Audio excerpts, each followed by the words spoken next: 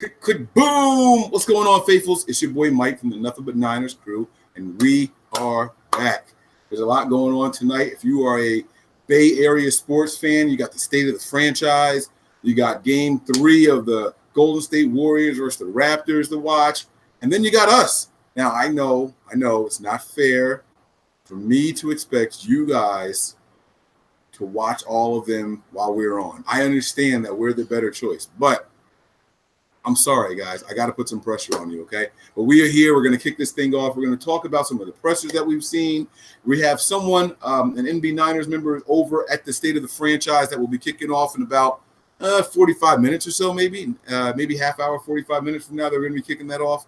And we're going to have live check-ins. So, guys, this is the place to be. Nick, what's going on, baby? How you feeling over there? Feeling good, man. Feeling good. I'm excited to talk Niners football, get the check-ins for the State of the Niners, or the State of the Franchise, I guess you could call it. And I guess I just saw an update that there is no Klay Thompson tonight either for the Warriors. So that might be a big hit. I know you're happy about that. It's not that I'm happy. I don't like injuries, but I like cheering for the underdog. I don't know how many more players they can lose and still be considered underdogs at this point. So I don't know. I know that the Golden State Warriors were the favorites to win the series, and so I'm going for the Raptors, but that's all I got. I don't like injuries. I don't think anyone does. So hopefully Klay is all right. I see it flashing up on the screen here now. So yeah, I'm going to be good. I wasn't saying that you're happy about his injury. I'm just saying because I know you're rooting for the Raptors because of their underdogs. So that helps out the underdogs a little bit. Oh, yeah, you're right. But I don't know. Even with the Niners playing against tough teams, I want to beat them at full strength. Because then everyone has excuses, you know. I hate when people try to take away from a win. Like, oh, you played us and you beat us, but we didn't have Rob Gronkowski in that game. Yeah, whatever. You're still the Patriots. Like, shut up. I don't want to hear it. You know, so stuff like that happens. I just don't like hearing those excuses. But, yeah, man, so what's going on, man? I mean, listen, guys, make sure you check out the website. We didn't go through any of the formalities. I tried to wait and spare you guys it, but I got to do it, man. Make sure you guys check out the website. It is www.nothingbutniners.com, okay? There you're going to see some articles written by some great people. You guys are going to see our social media handles. Those are nothing but the number 9 ERS, and that is going to be Snapchat and Twitter. You can also give us a follow and a thumbs up and a like and all that on Instagram as well as Facebook, and those are nothing but Niners. Nick's Twitter handle is 49erfaithful365, and I am 49ersMike_NF for now. So make sure you guys give me a follow over there, all right? You guys check us out. We like to interact with you guys as much as possible. We like to talk some junk. If you were on Twitter today, you would have seen me hating on Steph Curry's pregame warm-ups and how they get praised by everybody. That was my little rant for the day. So, you know, just some fun, lighthearted stuff going on. You guys give us a follow, man. Let us know what you think. Yeah, man. So I see that Peter Schrager is going to be the host tonight again. He likes getting fired up over there, man. The people that are inside that building should have a good time tonight. It should be a good show. Got a lot of players lined up there too. Also, but before we get started, I just want to say what's up to some of the people in the room. Miguel, Go Hard, Rocco, Niner Vega, Rob Lane, Bob Money, Ricky Wright, Mike Z, Niner by Nature, Peter. Got a ton of people in here already. Ralph, Claudio Jr., Ricky Wright. What's good, man? What's good with all y'all?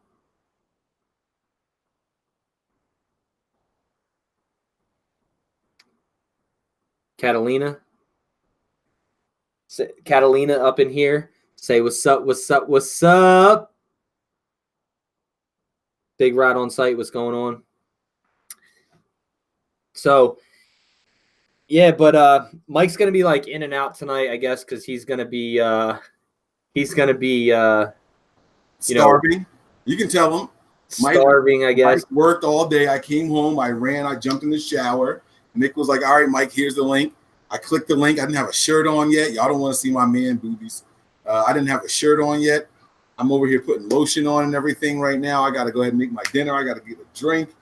It's going to be a long night, man. Hopefully we can stay here with you guys and kick it with you, you know?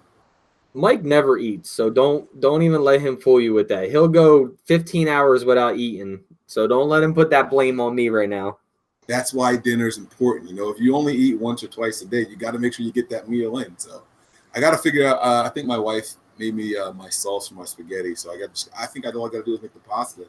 I'll be able to tear that up soon. So, but yeah, man, what are you expecting to hear and find out about this state of the franchise, man? What are your thoughts about all of that? Well, I mean, I like it because it tells you, basically the giveaways, what the giveaways are going to be.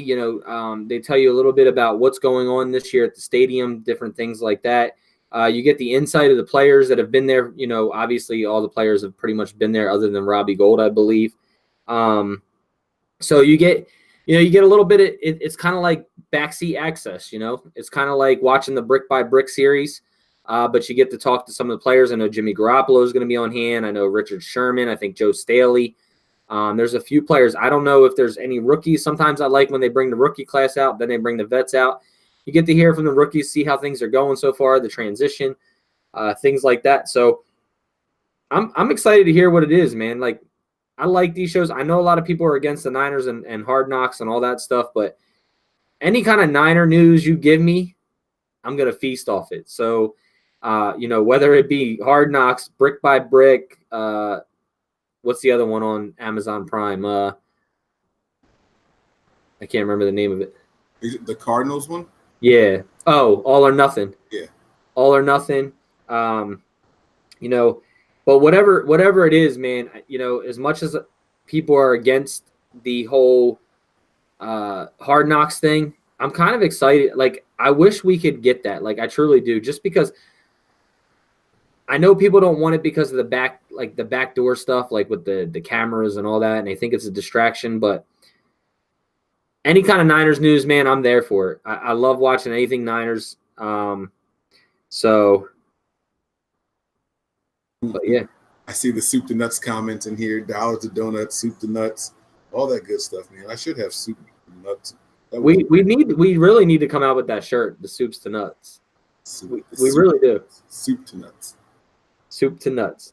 Yeah. It's okay. Things are happening. Don't worry.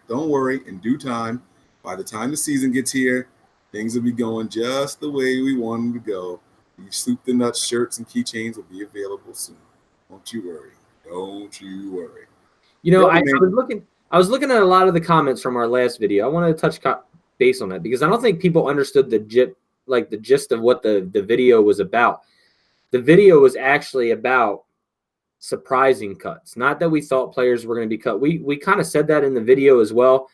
But there was a lot of harsh comments on that video. I was surprised, man. Like, some people were saying our show's stupid, they're unsubscribing, but then wouldn't respond back as to why they were or what they felt. But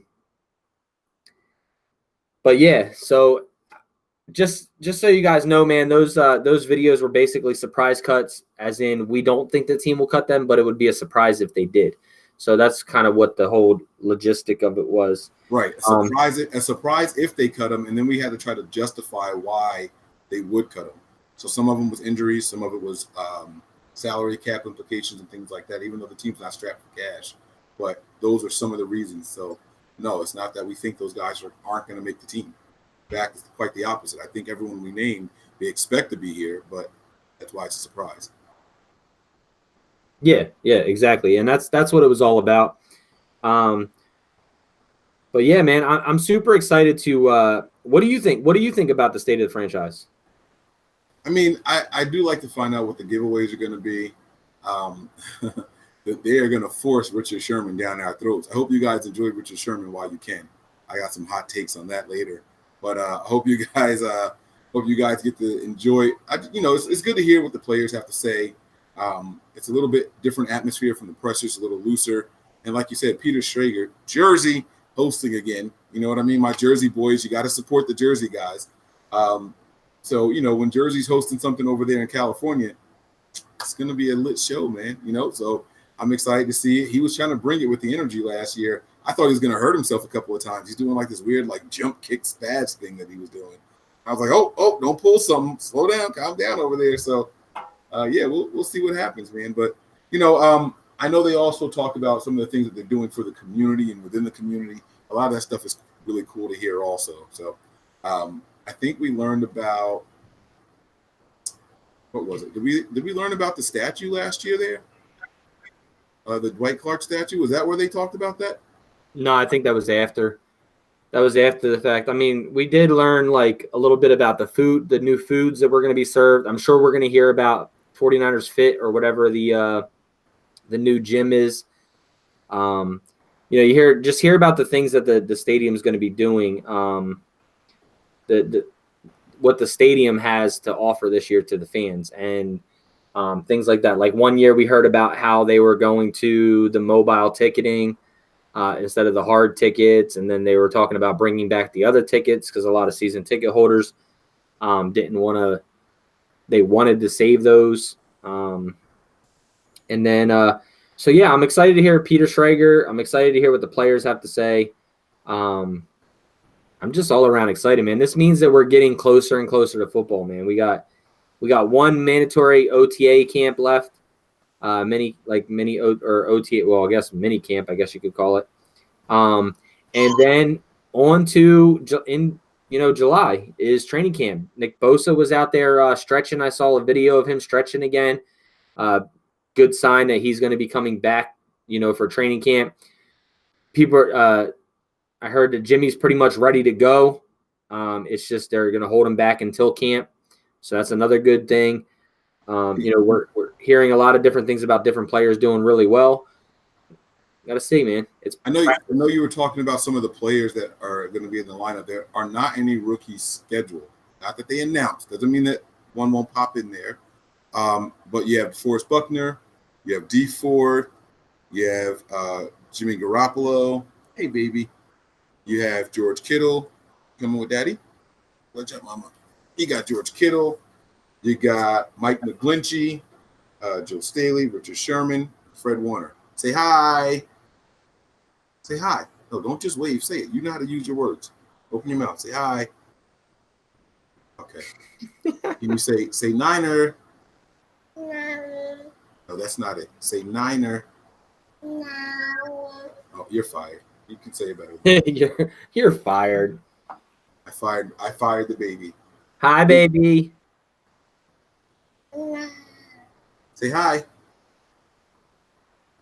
Say hi to all our followers, fans, supporters, subscribers, whatever you want. But yeah, so it's gonna be a lot of fun, man. Everyone thinks the Dubs are gonna win. I'm assuming. Is there anybody in the chat right now that is going for the Raptors? I mean, besides Ali, I know Ali's out there somewhere. Is anyone else going for the Raptors? Also, my son came in. He waited till bedtime. He's like, Dad, show and tells tomorrow. What do you think I should take in? What do kids take for show and tell these days? I didn't even know they still did that, honestly. I don't know why I thought they didn't, but what do they take for show and tell? I don't know, man. Tell him to take a Niners hat. Well, he was like, I thought maybe I could take a shirt, but I'm like, that's not what's special about a shirt. Yeah. I don't know, man. I have no idea what to tell them to take. I don't know. Like, do you have to like give a presentation when you do show and tell? Like, yeah, you got to go in and tell them a little bit about it. So tell them about what you're showing and you're telling them about it. That's why it's called show and tell. Yeah, but like if I all right, this is a cell phone. What do you want me to tell you? Well, you just have to tell them about it a little bit. Like, this is my cell phone. It's a Samsung such and such. It does this or. Whack. I don't remember show and tell, man. I remember show and tell. Probably because I never had anything to bring in. I was probably like at home making something to bring in real quick. I built this Lego house last night. It's really special to me because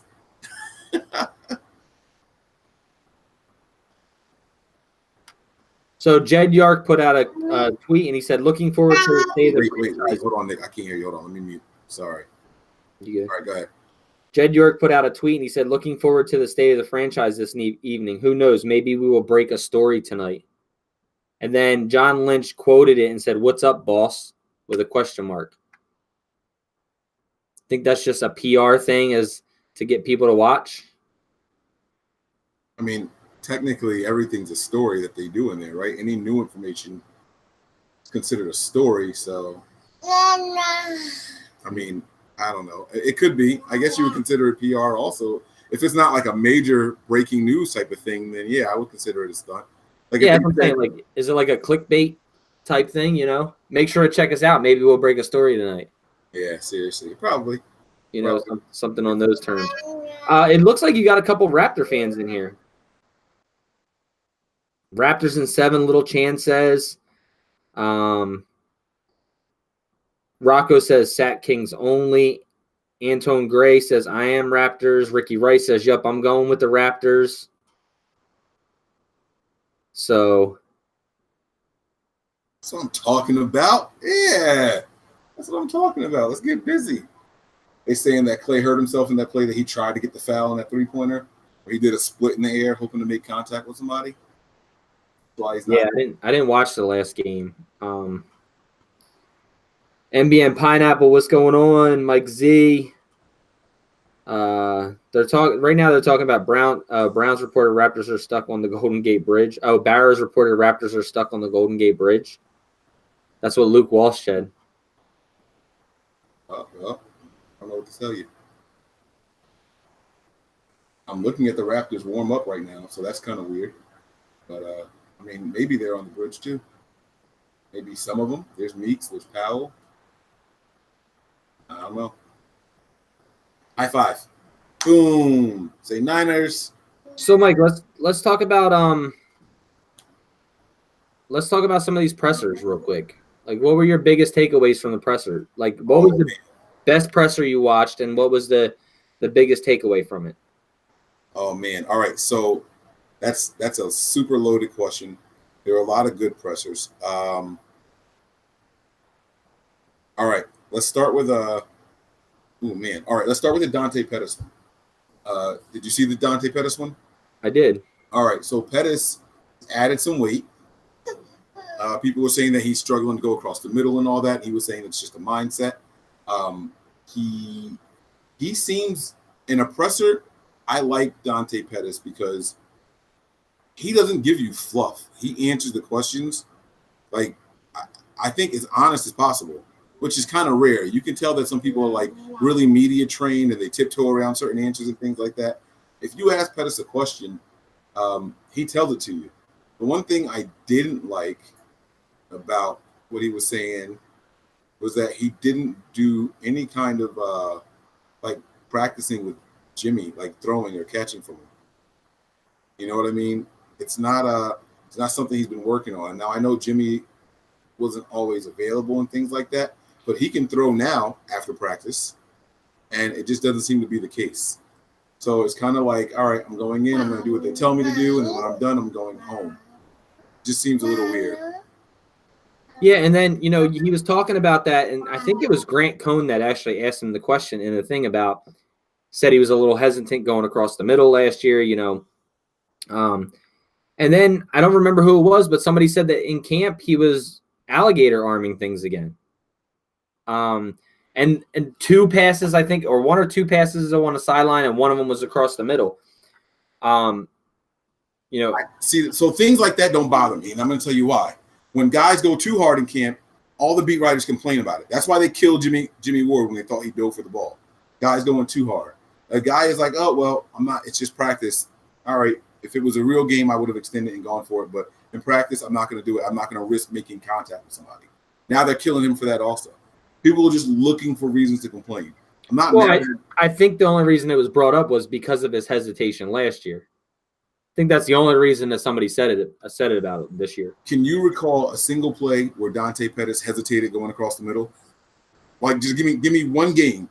Give me a play where you saw him have an opportunity to catch a ball and he hesitated and didn't do it. It's a fake narrative, in my opinion. I can't remember a single one. I just can't. I don't know. I can't think of one off the top of my head. If I come across one, I'll let you know, but I can't think of one off the top of my head. Right. So okay. So I shouldn't say that it's never happened. But what I'm trying to say is, if you can't think of one off the top of your head, that means that there's not a ton of them, because we should be able to remember one if there was 5. You know what I mean? And right. So because we can't remember one, it's probably not that many. There's a reason why DBs and safeties will like yell as they're approaching you, try to scare you. Sometimes it's going to work. You know what I mean? Sometimes it's going to work. But once or twice in a full season, that's not enough for me to sit here and be like, oh, this guy's afraid of contact. He won't go across the middle. I think that people don't like the way he shies away from contact, but he's not a running back. He's not a linebacker. Dante Pettis is one of those guys that I rarely see like lower his shoulder and try to run through somebody. He's not built for that. That's not what he's supposed to do. He catches the ball and he looks to evade tackles and then get to the sideline. I don't have a problem with that. So, I don't know. I think you'll be fine. Yeah, I don't think there's anything to worry about with him either. He put on a little bit of weight. He's 197 or 198 now, I think they said, or he said. He said that his playing weight, he wants to be between 195 and 200. That's where he kind of wants to stay. He said that he knew that was something he needed to work on. That he didn't use the word frail, but he said, I'm one of the smaller guys, and I need to get stronger. Another big thing that I took out of was Trent Taylor, and the one thing that he said was it wasn't really an injury last year to him. It was just a lot of scar tissue buildup in his back, and he had that removed.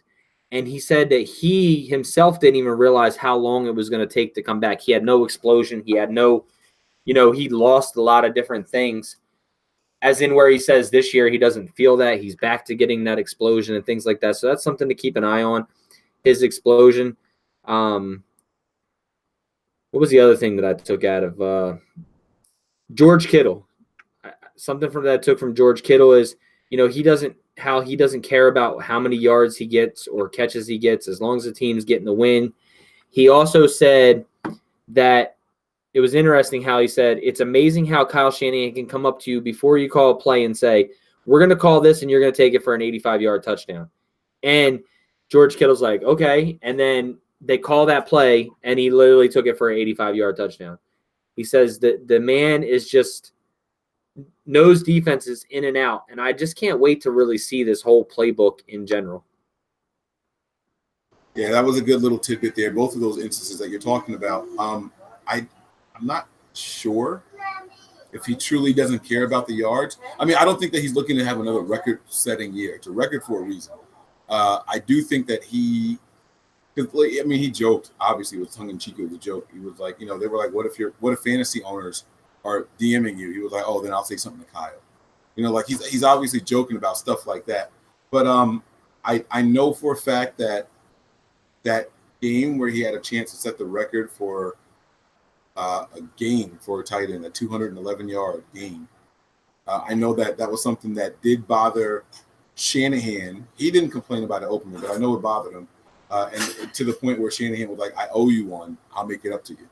So look for him to try to have one of those games this year. A couple of 85-yard plays to him. You get two of those alone, and you're at 170 yards. You know what I mean? So, I mean, that's not bad at all. I did like what he was talking about with him. I just want to get better at blocking. I want to be a better inline blocker and things like that. And he's the one who talks loosely and freely also. George is a good dude. Did you watch the one for Trent Brown? I mean, Trent Brown, Jesus. Wes Welker. I did. You have any takeaways from that one?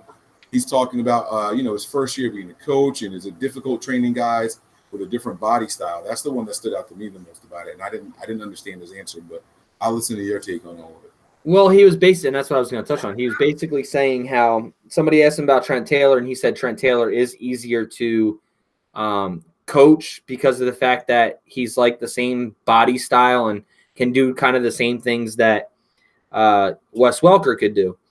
And he said, it's not so much that I can't coach the other guys. It's just I get more input from Miles Austin because he is the same type of receiver that Wes Welker is with separation and quickness and shiftiness and all that.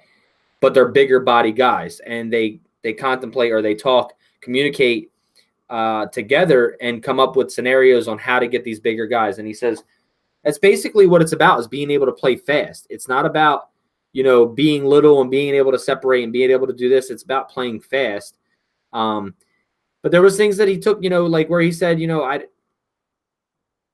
how he was talking about how to work with Kyle Shanahan and how excited he is to work with him because, he's always admired him. But learning this system and just seeing what he thinks and how he sees things to step up the game. And he was talking really good about Kyle Shanahan, but other than that, he was talking about, I heard him on the presser and I heard him on the podcast with Matt Mayoka, which was really good. There was a lot of good questions on there. He went down the line. He said about Debo. He said they're trying to get Debo to lose weight. And that's why I think they were running that day, and that mic'd up was they were running after practice because they're trying to get Debo to lose a little bit of weight because, he plays the slot and the outside. They want him to lose a little bit of weight to play the slot. He said that Kendrick Bourne was taking some snaps from the outside. I think he said he was taking snaps from the inside, the slot, but I don't remember. He said Jordan Matthews has been playing really well. Trent Taylor has been playing really well. But he had not, obviously he's not going to say anything bad right now, so he was talking good about pretty much all the receivers. I guess it's going to be my job to be the bad guy here. I was a little concerned. That comment about, is it difficult training guys bigger than you because you don't understand their size, him saying yes was super duper concerning. You're one of the smallest wide receivers to play the game. Why do you expect to only coach guys your size? That doesn't make any – not that he expects to only coach them, but if you think that's difficult, you're in the wrong line of work. Literally, 90% of the receivers that he's going to coach are going to be bigger than him. So that shouldn't be – I'm not going to say it upset me. I don't understand him saying that. I don't know if he was trying to when people ask a question, you don't want to say that's a dumb question. You know what I mean? So you're just like, yeah. Like, I get what you're asking. And then you keep going. I felt like maybe he was trying to do that. Like, maybe he was just pacifying the person that asked that question. Because he can't honestly Go ahead. I'm going to let you finish. Then he can't honestly think that it's difficult to coach people who are different size than him. Because then you shouldn't be a coach. I don't think that, and I don't think that's what he meant by it. And I'm not sticking up for him, but I think the question was kind of an open-ended question, and it was kind of open-ended, as in what I mean by that is they were talking about implementing his type of style in these guys. And he said, my type of style is different than these guys basically being bigger receivers. It's harder to coach my type of style into bigger receivers.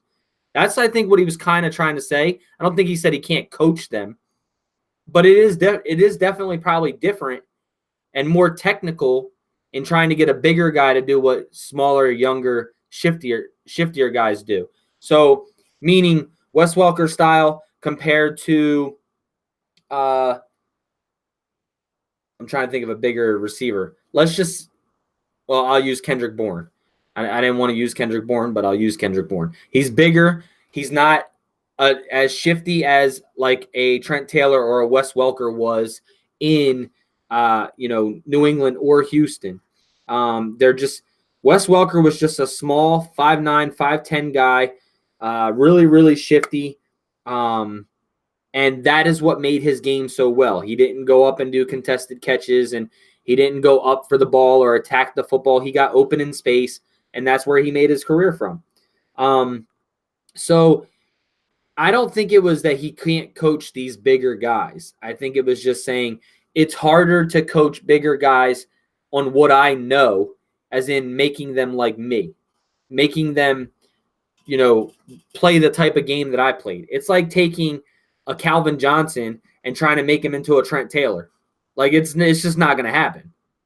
So I think that's kind of on the terms that, that type of thing like that. So, I understand what you're saying. I was trying to find it over here, but I think I'm in the answer right now, so I'm not quite sure. I was just trying to see if I can find it over here. I don't want to waste too much time on it, but it was, like I said, it was concerning. I gave it a one time. I gave it a one through. It's not one of the ones that I went back and listened to over and over. Normally, I'm really good at hearing something and holding on to it and getting it in context. But this one, I was driving, I was working, and I was on the road, and I just had it playing kind of in the background, so I wasn't quite sure. But I was like, "There's no way he's admitting that he's uncomfortable coaching guys bigger than him. It just doesn't make any. He gets every go, go, go, go, go. Let's go, Raps. I'm sorry. Oh wow, what? Crazy call. Crazy call. All right, I'm sorry. Let me see. Hold on. I want to see if I can find this here. Oh, I'm missing it. I was gonna try to find it for you, but Is it challenging to coach receivers who have a different body type? here it is. I think it was at first. My first 2 years. All right, listen. They're on top of all their stuff. Is it challenging to coach receivers who have a different body type than you? Are there any challenges there? I think it was at first. My first 2 years in Houston. This past year I was with the tight ends. And it was definitely eye-opening for me coaching them because it's a different body type. It's a different way of getting open. It's more on size and strength and on quickness and different things like that. So that was definitely a learning process, but something I feel like I've been able to kind of work through, but still learning on the aspects of the bigger receiver and shouldering through defenders and really kind of using your body to get open. But all right, so upon second listen for me, I heard him say it was challenging, but even still, that's still concerning. But you heard that he worked with tight ends. Can you tell me a tight end that had a good year in Tennessee last year? And don't say Delaney because he didn't play. I can't think off the top of my head. So then maybe he's not that good at coaching bigger guys. We got to see what happens, though, man. You are always looking for something to pick at. Yeah, I got to, man. Come on now. I'm cheering for him. I want him to be successful and all that good stuff. But I got to keep us on our toes, man. We can't just everything ain't sunshine and rainbows. If you're gonna find the negative, you got to find it and anticipate it. So that's how I get down, baby. That's how I get down. There was a lot of good pressures though. What's up? I saw you were about to say something. What is it? No, I was just gonna say you crack me up. You're the conspiracy theorist, like on the all the time. That's that. Come on, man. You know how boring I would be if I wasn't like that. And he wasn't in Tennessee last year anyway. He said he was in Houston and Tennessee with the tight end. Pretty sure that's what he said. Thought that's what he said. I could be wrong. Wes Welker, the coach. Wikipedia page. I thought he was just in Houston for 2 years. Coaching career. It says he went as something and then became the tight ends coach. Oh yeah, it says Houston, Texas, 2017, 2018. Yeah. And 19 with the Niners. Oh, so then maybe yeah, I know he was tight ends coach. So he was working with the receivers, then he went to tight end. So I wonder how you end up moving a Wes Welker to a tight end coach. That's really strange. That's a strange move all on its own. So I don't know. Yeah, I mean it's crazy. I mean I'm surprised Miles Alston isn't getting a lot of talk about being a coach here either. I mean he wasn't a bad receiver himself. All right. You ready to do this? We have a conversation here that's overdue. Navarro Bowman is retiring as a 49er. Yay! We're super happy. What's up, Nick? How do you feel about Navarro Bowman retiring as a 49er? Yay! No yays from me. Like, I don't care. I didn't even watch the presser. I didn't watch anything that's been all over Twitter about it. I really don't even care. So that's what you're saying? I told JD Hawkhater TV that he can have my Navarro Bowman jersey. The one that's hanging in my closet. I don't care. People can hate on me, whatever they want. And we were talking today, and he's like, well, I don't think he quit on the team. Look at Patrick Willis. He quit on the team. I'm like, no, there's two differences there. Patrick Willis quit and retired. Navarro Bowman quit and went to another team. Like, the whole thing about it was, we all know how I felt about Navarro Bowman and the whole time when it happened, right? The whole time that it happened. And I'm probably going to get blasted for this, but I really don't care. Thanks, Mike. But how's that ledge, Nick? Huh? Look, how's it feel to be out there on that ledge? Don't worry, I got your back. So get it off your chest. I'm going to go. So Navarro Bowman was hurt, and it's really hard to come back from those injuries. And I give him the credit for coming back from those injuries and being able to play, right? But when you're not fully healthy, this guy's attitude changed the minute we drafted Reuben Foster. The minute we drafted him, they asked him about it in a press conference, and he's like, well, it doesn't bother me anyway because I'm not going to lose my job over it, blah, blah, blah. Instead of being the bigger guy, the mentor and the things like that, and taking Reuben Foster under his wing, he kind of just didn't take him under his wing and teach him. Instead, when we sit him 3 to 6 plays in a game, he's getting upset because he's not playing every single snap. It's not like Navarro Bowman literally got picked up and said, you're not the starter anymore, you're not playing. The coaches were giving him rest. That's what they were doing. And he got mad about getting rest, and then he decided that he no longer wanted to be a 49er. He demanded a trade. The Niners went out and got a trade partner. Then he demanded he didn't want to go there to where the Niners had a trade partner for. So the Niners helped him and gave him a complete cut, released him. He went to Oakland. And then when he went to Oakland, said, I always wanted to be a Raider. But people are getting on me, or people are getting on anybody that says Navarro Bowman quit on this team. Navarro Bowman quit on this team when he didn't be a leader and mentor a younger guy the same way that he got mentored from Patrick Willis. If Patrick Willis didn't take him under his wing and did the cold shoulder that Navarro Bowman did to Reuben Foster, Navarro Bowman would have never been what he was in the NFL. So I'm not going to leave you on this ledge by yourself. I know that, well, for people who watch this show since the beginning, from the day Bowman did that interview, I told you guys about the bad energy I felt watching it. I told you guys that there was something up. I told you how abrasive and aggressive he was when talking about the changes coming, because you got to remember that it wasn't just the fact that we drafted Reuben Foster that offseason. It wasn't just that. It was also that Malcolm Smith came in. There was 3 guys to play inside there. Right. And so his entire mentality, someone asked him straight up, like, there's 3 of you guys, and I'm not coming off the field. I'm not losing any reps. Like, that was his mentality. Not that, I want what's best for the team or any of that stuff. I'm not. Those were his words. So, but Mike, what did the team really do wrong by giving him rest? He was still coming off an injury. He was still not 100%. The coaches were trying to give him rest in between, like in game. 6 snaps is nothing in an entire game on a defensive side of the football. No, you don't have to defend it to me. No, I get it. I think what the team was doing was right, because as you saw when he went to Oakland, he's not the same guy. He's not the same guy. He wasn't the same guy. And I understand there's pride and all that stuff. And look, I don't want to bash Bowman. I just wanted to know how you felt about his retiring.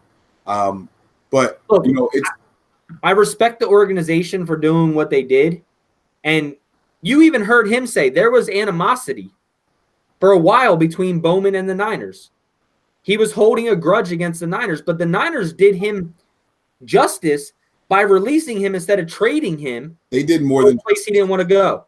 They did more than justice. The Niners had a trade partner in a trade already agreed to. And when they told Bowman about them getting a 5th-round pick for him to go to the Saints, he said, no, I don't want to go there. I'd rather you release me. They didn't have to do that for him. It was more than just justice. Like, what they did was they literally took a loss in letting him go. They literally took a loss. They let him go, and then they turned the other cheek again by letting him come back to retire as a 49er. The team showed amazing class in this situation. Amazing class. And so that's what my biggest takeaway is from it all, is that, this is an organization that is trying to do things the right way and do right by the players also.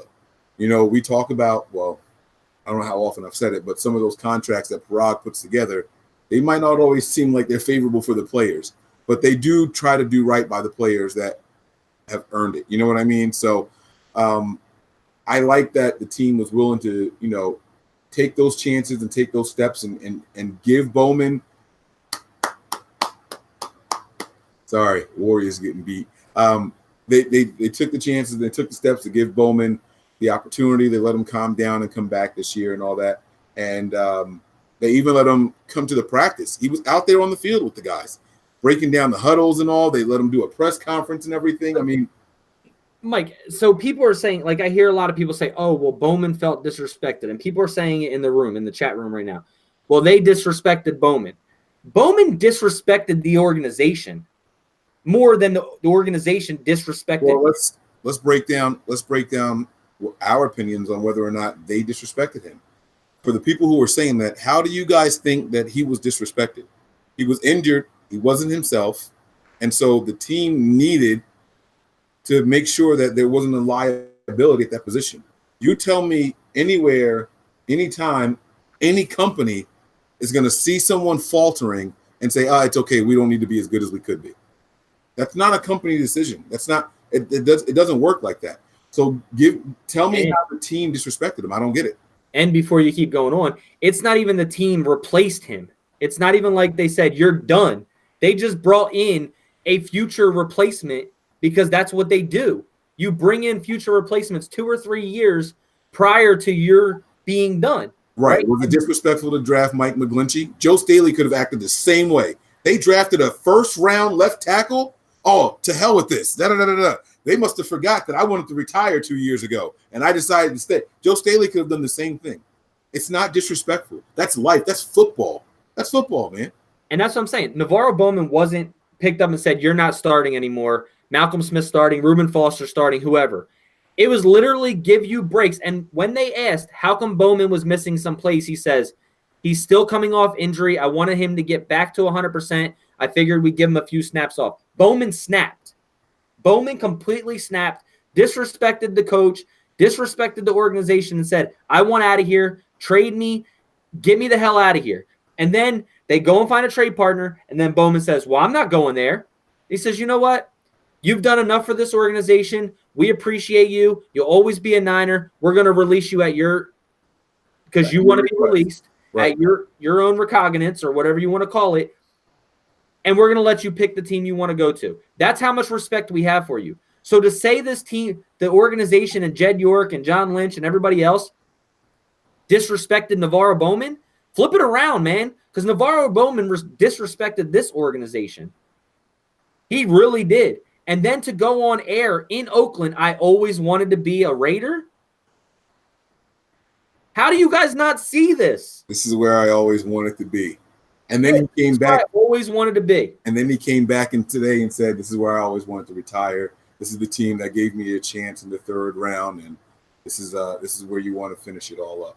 So, he says the right things when the camera's on him. And look, I don't have any animosity towards Bowman. I've met him. I've met his mother. They are wonderful human beings. He's got a great work ethic. I just think that, some things were setting in on him, and maybe it was a little stressful for him. No one likes to admit I don't still have it.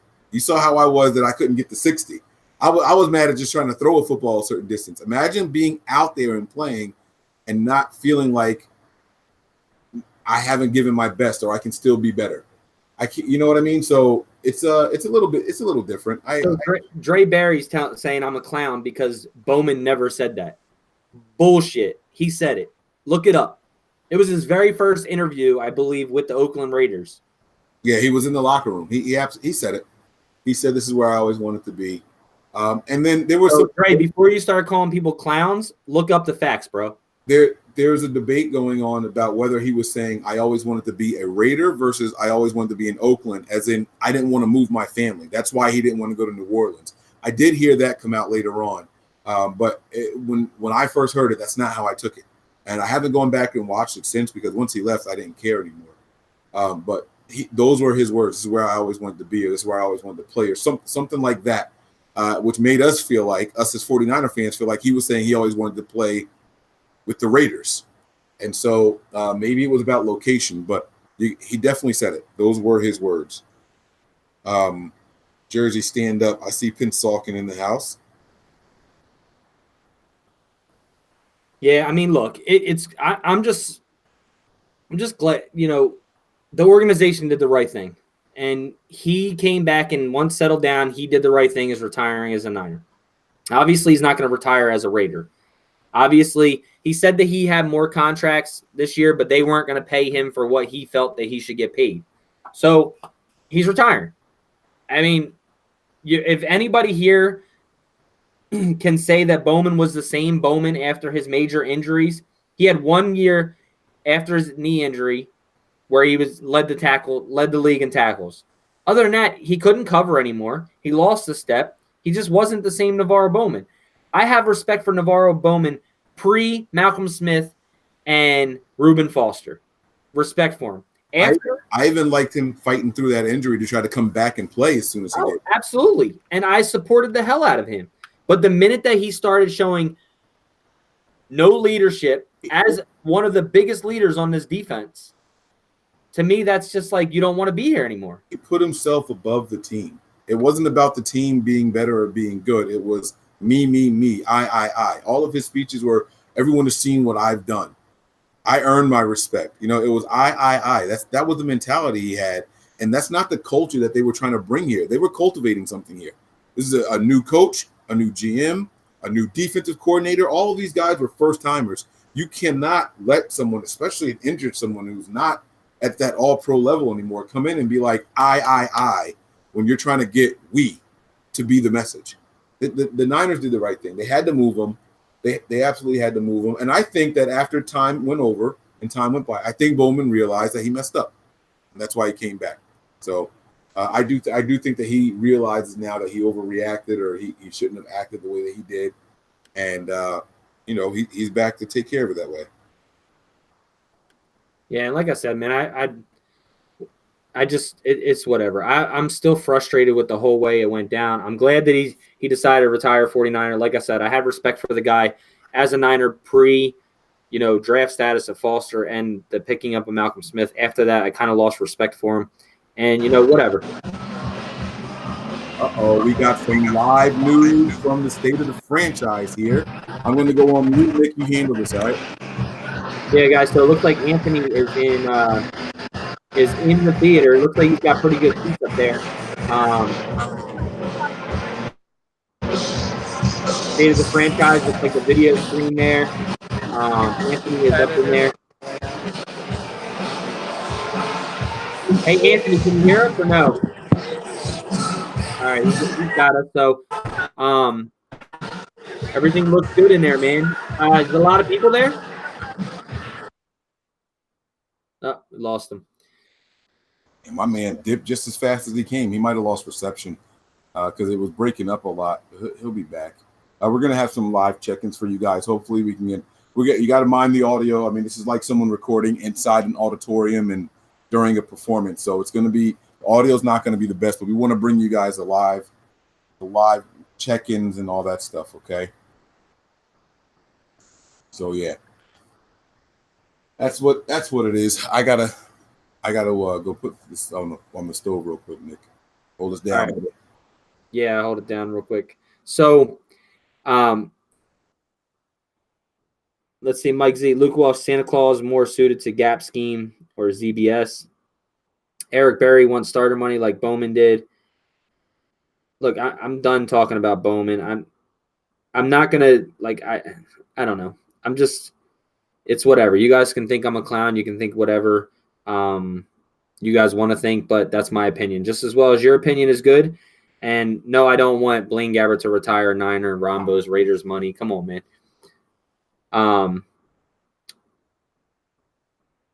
And look, I was literally just telling the truth, man. I literally was just telling what happens. If you guys feel differently, then feel differently. That's okay. I'm not going to call you a clown. I'm not going to call you an idiot. I'm not going to call you anything on your opinion. So, it is what it is.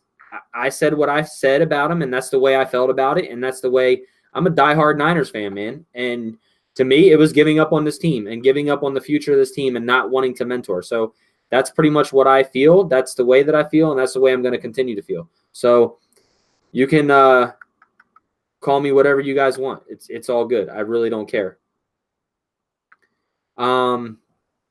So what up, y'all? I'm on the East Coast. I usually watch Rambo's Sports Show live. It starts around 10 p.m. here, so that's perfect. I'm watching you on now. Then I'll go watch Rambo if he's on tonight.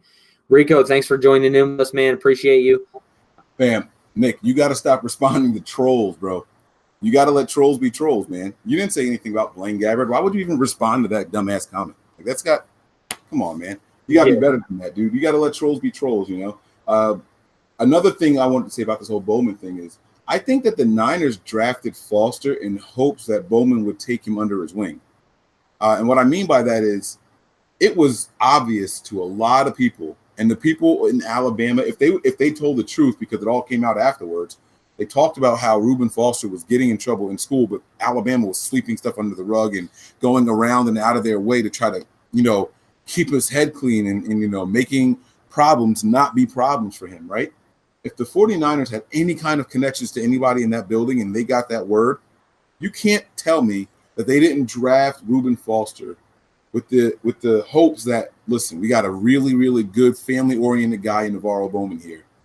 Strong-minded, hard-working, you know, a leader on the field and off the field. Never got in trouble. I can't remember a story involving Navarro Bowman that was remotely close to negative in his entire career. Not one, right?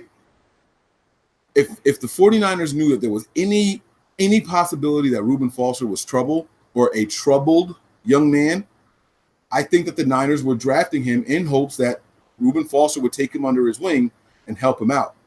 And I really, really believe that Reuben Foster needed that help. I mean, it's, you know, hindsight is 2020. You can't tell me that he didn't need more guidance. This is a comment that I said earlier. I think I said it in our group chat, and they were like, oh, no, you can't say that because Richard Sherman tried. Richard Sherman's not a linebacker. They're not sitting next to each other in class. Hey, come on, man. Come on, man. Anybody can sit here and talk to you. I can send a message to Reuben Foster right now. That doesn't mean that I'm sitting next to him as often as someone else is. Richard Sherman being on the team and being in the locker room, yeah, that's fine. You can try. But you're not a linebacker. You're a cornerback. You have a different spotlight on you than what we do and all that. It's different. Bowman was someone who would have hopefully related to Reuben Foster on a personal level. He really, really needed that help. And I'm not saying that what happened with Foster is because of Navarro Bowman and him deciding to be traded and all that. That's not what I'm saying at all. I'm saying that I do think that the Niners wanted some help for this young man, and I think they wanted Navarro Bowman to be that help for him. It didn't work out that way, unfortunately. It didn't play out that way, and I can't help but scratch my head and sit back and wonder, what if he adopted that mentality of, I'm going to help this young man be as great as I feel like I am or I was. You know, like Nick was saying earlier, Patrick Willis did the same thing for Navarro Bowman. He put him under his wing, and we saw Bowman steady rise to the level of Patrick Willis. And when Patrick Willis got hurt, we saw Bowman hold down the fort with other guys next to him until Willis was ready to come back. You know, and that's what we were hoping. I think that's what we were hoping to see from Foster and Bowman. We just didn't get to see it. But imagine the what if. What if they could have worked it out? And what if Bowman didn't mind taking a few less steps to get to playing position and, you know, just doing things the right way. That's all. It would have been a lot of fun to see. But, you know, alas, it is not. So I do think that's what the purpose of it all was. So you guys got to stop riling my man Nick up, okay? All the trolls out there, you guys got to stop trying to jump under my man's skin. All right? Y'all know damn well he didn't say nothing about no Blaine Gabbert. Get out of here with that. I'm not sure that Bowman took Reuben under his wing. He made it very clear that he wasn't there to train other people. That's not his job. His words, not mine. I'm responding to, I think it was West Coast. Yeah, West Coast said Bowman was mentoring Reuben. He did take him under his wing. I don't know where you get that from at all. There's no evidence of that anywhere taking place. Bowman said, I'm not giving up my snaps. I don't want to be rotated in and out. I'm here to start. I'm here to play. I've earned my respect, and I plan on keeping it. I'm going to be respected. That was his message. So I'm not sure where you're seeing that the other way. Bowman didn't agree for the plan the Niners had for him. It was best for both parties to move on. That I agree with. Foster is done for the year. Thank you for that update, Mike. People don't respect other people's opinions nowadays. That is very true. Very, very true. Bowman wanted to start a job. Simple as that. Yeah. You guys are right. But yeah, and Valentino says doesn't matter. Foster wasn't going to change anyway. You're probably right. I'll say that you're 90% right. It's hard for a zebra to change their stripes, right? But you just never know. You really just never know. As someone who grew up in the suburbs, and then I moved into the Trenton and into the city and all that, there are times where you are faced at a crossroads. It could be a very simple decision. It's a matter of, hey, I'm going to go out this night with these guys, and then you get back home, and you made one of the worst decisions of your life, or you're getting ready to go out and someone stops you on your porch, and you don't go out, and then you hear about the trouble that your friends got into. One night could make a big difference in someone's life, their entire life. I'm speaking from experience, all right? I'm not going to put all my personal business out there, but I do know that one conversation can drastically alter the way a person thinks and reacts and moves going forward. All it takes is one heartfelt conversation to alter a young man's lifestyle. And I'm not saying that, again, it's not Bowman's responsibility. It's not his job. And so if he didn't want to do it, I respect that, But I just, like I said, I can't help but wonder what if. And like I said, I agree with you that it's a 90% chance that, Ruben was just going to be Ruben, a 90+% chance of that happening. But you never know. 1% is still a chance. And that's all I'm talking about. He deserves another chance. That's all. Not with the Niners, but with getting that help. So Willis and Bo will always hold a great Oh, absolutely, Mark. 1,000%.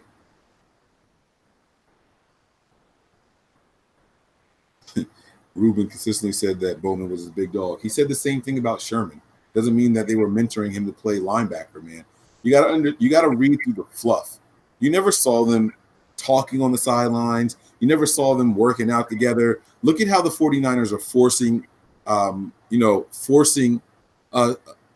the tackles down our throat in McGlinchey and Staley. You don't think they wanted to show us things like that with Bowman and Foster?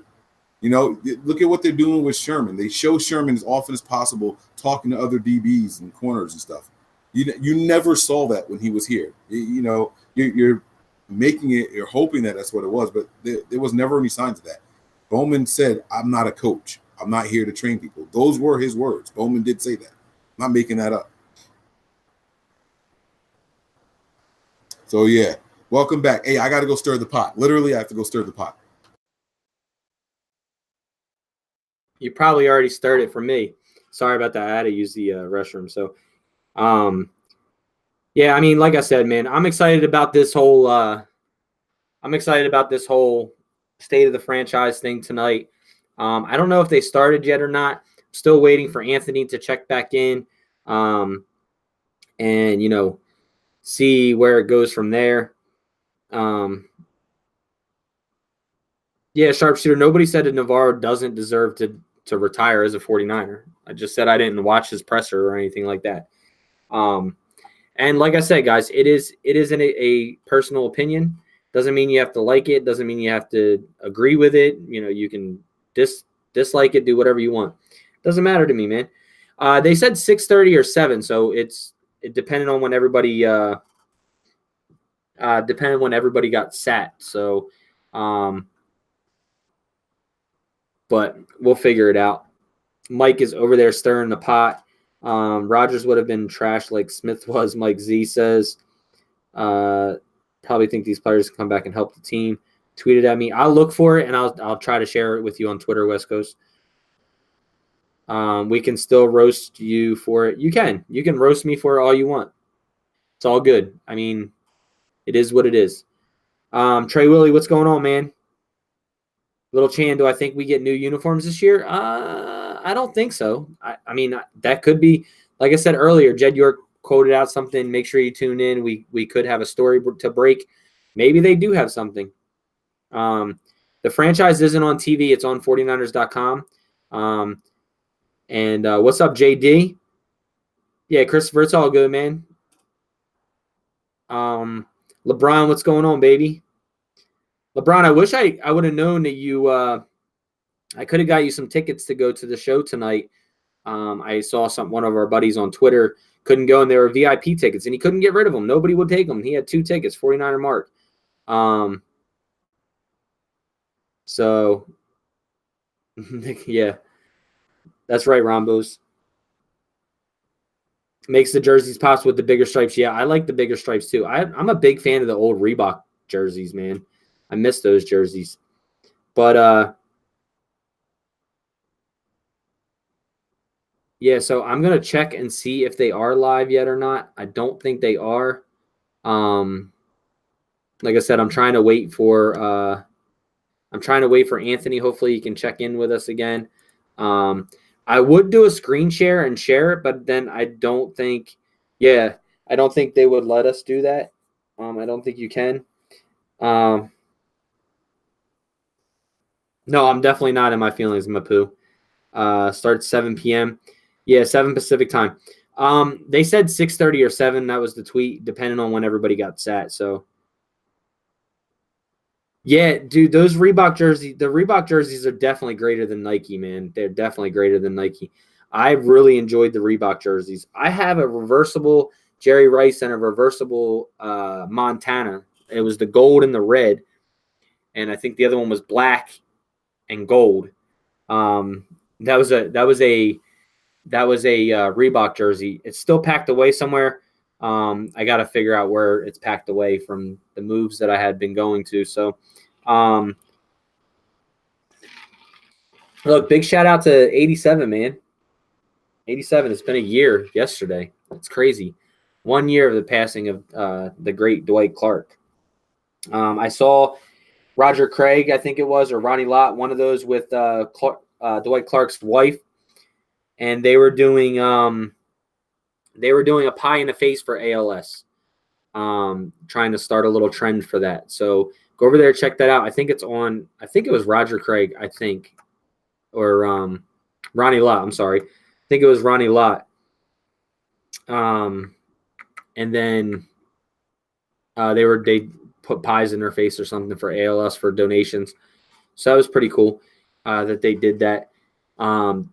Steve Mullen put out a really good picture for us as well for Bowman. So, yeah. But, Mike, I was saying how yesterday was the passing of Dwight Clark, man. That's pretty crazy. It's been a year already. I can remember when we were at the Dallas game because we actually went there the day they honored him, Dwight Clark Day. We got the 87 shirts and things like that. And it was really a shame sitting there watching him try to talk and stand up. And, you saw Jed York crying, or not Jed York, DeBartolo sitting there crying and things like that. It was just a really, really sad day.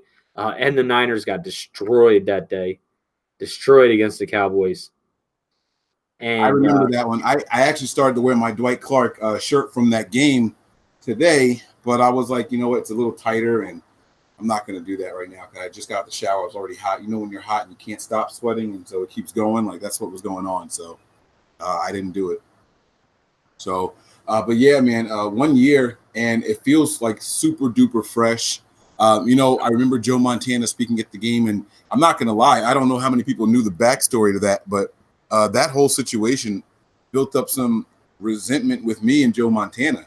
Not that it takes away anything from his play or anything like that, but from my understanding, the entire team was in limbo. They didn't know who was going to give the speech because Joe Montana wouldn't commit to being there until like the couple of hours before.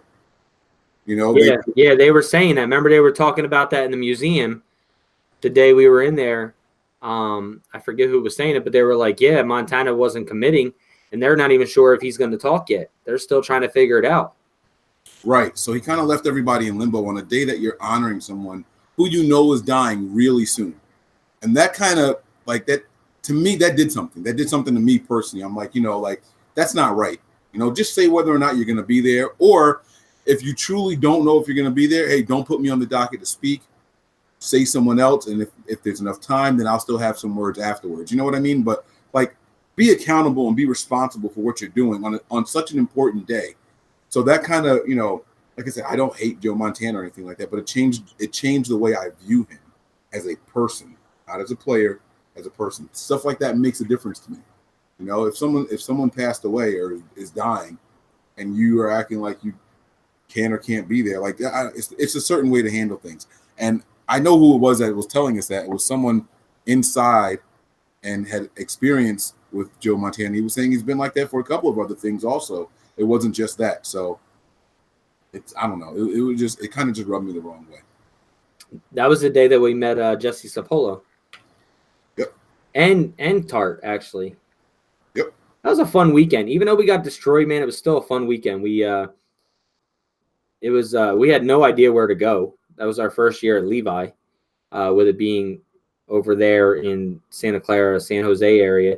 We're like Twittering people like, where do we go? Where's the party at? You know, we went to that little meetup for Niner Empire, which was okay, which was cool. But we went to that this year too. And it was a little different. It wasn't as cool, but a lot more fans were there. If you guys haven't ever gone over there, I forget what the place is called. It sits right on the corner of San Jose. But the Avatar, man, is where it's at if you guys are ever going there. A lot of faithful stay there. I'll be at that hotel this year for the home opener against Pittsburgh. So if you guys are around, man, come clown around with me. But yeah, we'll be over there partying it up and things like that. JD says, I bet you Bowman will be at the event tonight. Yeah, I think so too. I was actually thinking about that. Oh shit, the link is up on the website. Yeah, it's up, but it says 7 p.m. Oh, so we got about 6 more minutes. Okay. Yeah. So are we gonna broadcast it live here and like kind of talk through it, or? Yeah, we can do that. We can literally, let's just do that. We'll just live stream it here, and then we'll live stream it here, and we'll just do it from there. So Johan Norup says hi from Denmark. Love to see your video and continue super work. Johan, appreciate it, man. Niners had just hired Tom Sula, and as head coach, he wanted no part of that. I respected Pat's decision. Same with Bo. Bashing Bo was ridiculous to me. Okay. Bashing Bo was what? Ridiculous. It's all good. It's whatever, man. Mike Lee says, I have to disagree. West Coast Bo thought he had more than he really did and became disgruntled. I agree. He didn't fit the 4-3, and that hurt his play as well. Look, I'm not saying Scott said it perfectly. They both were best duo linebackers that played together. They really were. But I said that my problem with him was after that whole situation. It was nothing about when he was playing, things like that. No, fuck it. Like, the problem is that 49er fans feel like this guy was really good at football, so he can do no wrong. There are still people who defend Alden Smith. Alden Smith is a dirtball. He's a fucking dirtball. I'm sorry, he is. And there are still people who defend Alden Smith because he got some sacks on their favorite football team. A person can be really good at something and still have made a fucked up decision. And if that fucked up decision is what Nick wants to vent about, then so be it. It doesn't mean that the guy didn't do something messed up or fucked up. I don't understand how people say, oh, that's ridiculous. It's not fucking ridiculous. It's an opinion. It's his opinion. In fact, it's fact. This is what happened. So it's not ridiculous. Like, get over it. He's a player. Great. He played football. We loved him when he played. We loved what he did during the injury.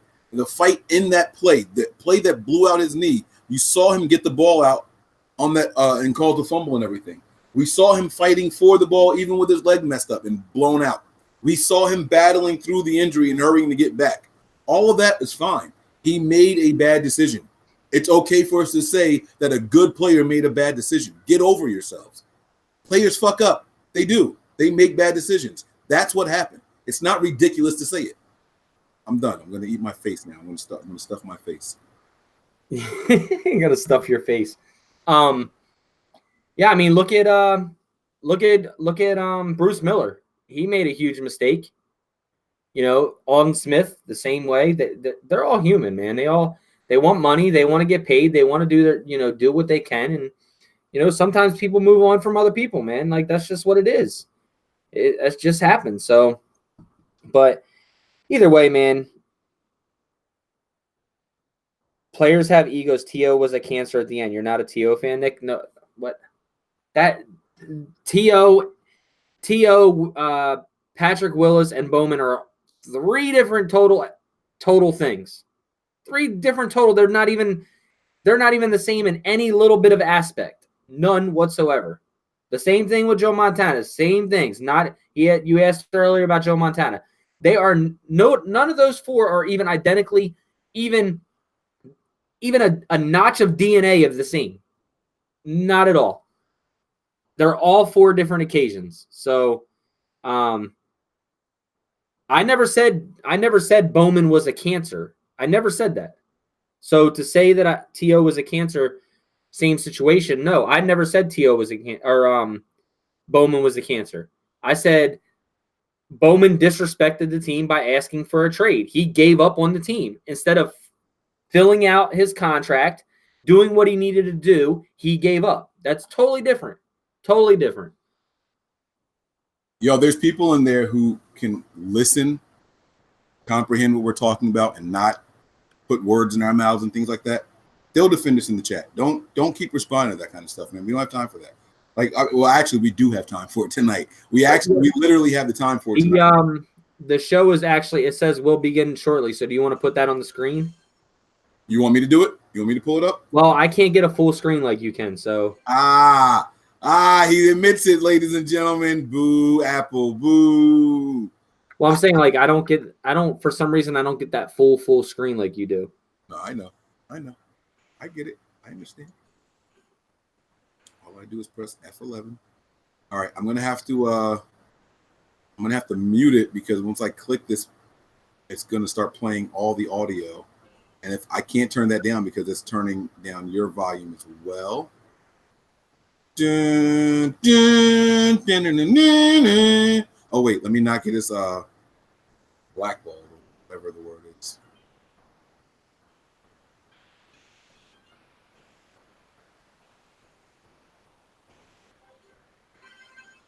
How come this isn't going full? Oh, JD Hawkhater says.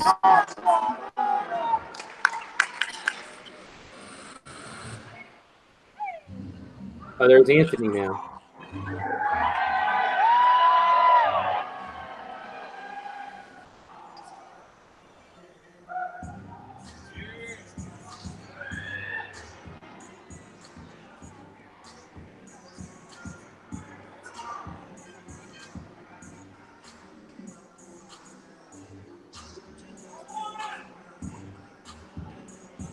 I'm going to put the screen on Anthony for now. Go on mute. Well, I mean, I don't think they're saying much of anything over there. He's got good seats though. What is he? Fourth row? Looks like fourth or fifth row. Check out Anthony. All right, baby, that's what I'm talking about. Shout out to my man Hodge. I almost responded out loud message.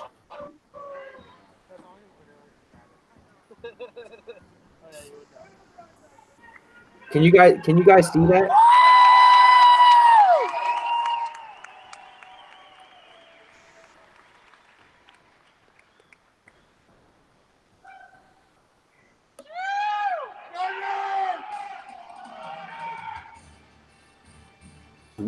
I hate that they took away the audio controls.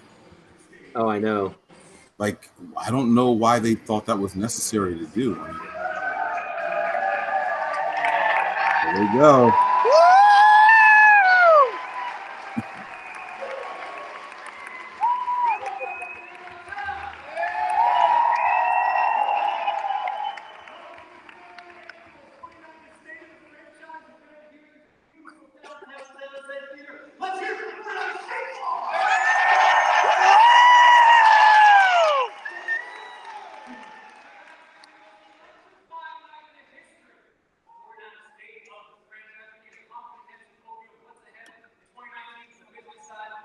Anthony, try to flip your phone.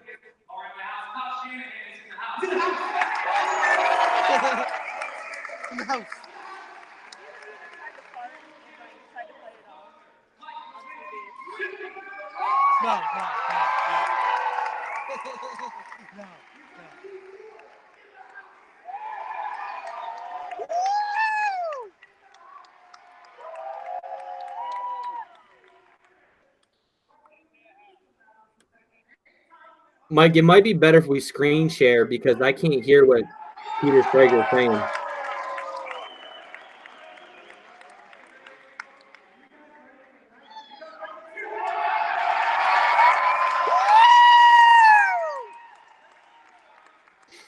Yo, Anthony has the weirdest.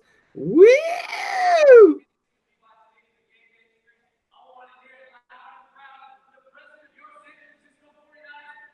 Are you gonna screen share, Mike?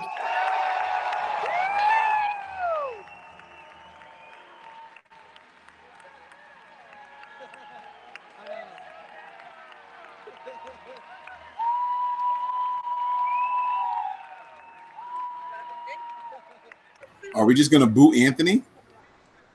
No, you can just leave him and just make the other screen the main screen. We'll just mute him. Well, he's killing his battery though. We should just boot him, right? But then he's not going to be able to come back in.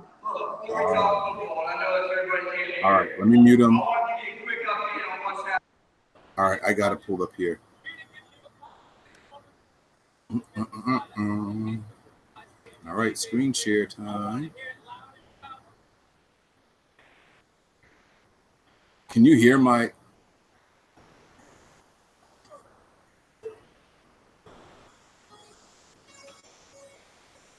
Let me turn the volume up. Hey, look, 49er Mark went.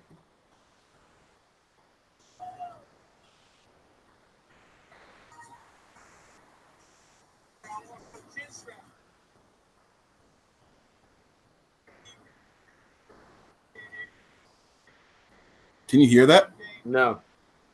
I'm gonna have to go get my Bluetooth and connect my laptop to the Bluetooth. Here, listen to that. I want to give you a quick update on what's happening to improve the fan experience. I'll be right back. Let me go grab it. Behind the scenes about what we're up to in Levi Stadium in 2019 and beyond. First and foremost, big shout out to all of you. Give yourselves a big round of applause. You might not know it, but your small $5 contribution. Does a lot for the San Francisco 49ers and our foundation. Since 1991, this organization, with the leadership of your family, has given out over $40 million to this community.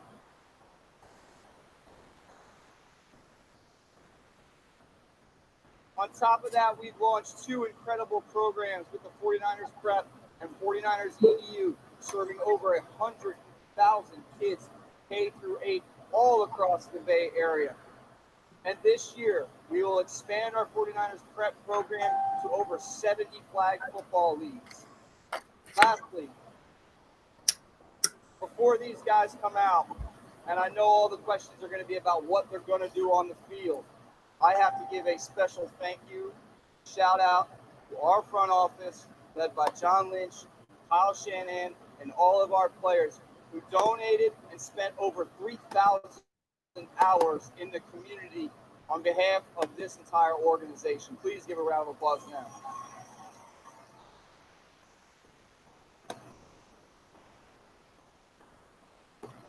It is hard to believe that we are going to celebrate the 5th anniversary of Levi Stadium and start the 6th NFL football season in this building. Tonight you're going to hear all about the 49ers, but I want to remember that when we set out to build this, we did it to bring the world's largest sporting events to the Bay. Just this past January, we hosted the College Football National Championship, where I know you're not supposed to take sides, but let's just say we were rooting for those Clemson Tigers as they were Dwight Clark's college football team. And I found it fitting that they won the game on the eve of his 60th birthday. Your stadium has hosted more events in the first 5 years than any other stadium in the country. And that includes Super Bowl 50, it includes WrestleMania, it includes concerts in international soccer, and one of my favorites, Come on, give me the Bluetooth. San Jose Sharks in the NHL outdoor game.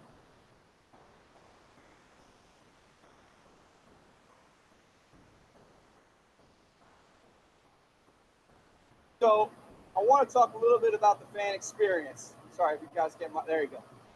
On your direct feedback, And I appreciate you hanging in there with us for the first couple years. We're finding our way operationally. We ask a lot in the surveys and the focus group. We have collected over 400,000 fan surveys and made over 200 enhancements to this building. And just this year, we're going to do another 50.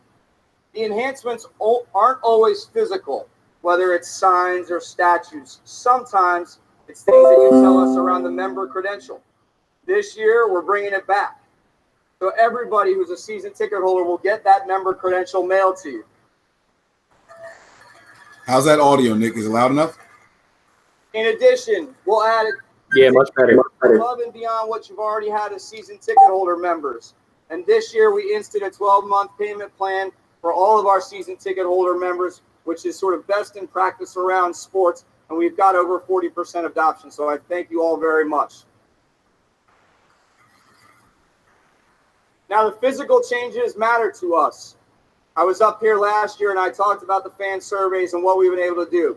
Last year, we instituted and built the Catch statue that stands in the Intel Plaza. Yeah, baby. Yeah, baby. We updated all of our concourse signs. All of you were wanting more history in the building, more red and gold. And the best one of all, we brought the Ring of Honor, which will have a new number installed this year. The next steps for us as we head into the next season is all about our fan empowerment mission. It's to bring the next generation of game day traditions to Levi's. We want to make sure that this is the best home field advantage in the entire National Football League. Oh, shit.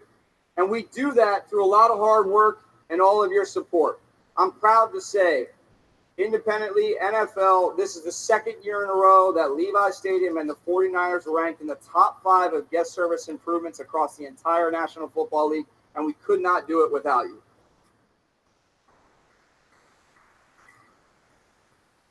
Who's going to the Ring So of let's Honor? talk about access. This year, thanks to John, and Kyle, and the entire football team, we're bringing open training camp practices back for everyone. Hey. We're adding as many seats as we possibly can. Last year, we did around over 30,000 people in attendance for those practices. I promise you, the organic rookies, I think Lynch later on today is going to have something in store for our rookies, because if you were there, they had to pump everybody up every single day. So when we send out that schedule, look, I know they're on weekdays and sometimes they're at 10 in the morning, but if you can do your part, if you need me to send a note to the boss or two, I'm happy to do it. A return of all of our game themes.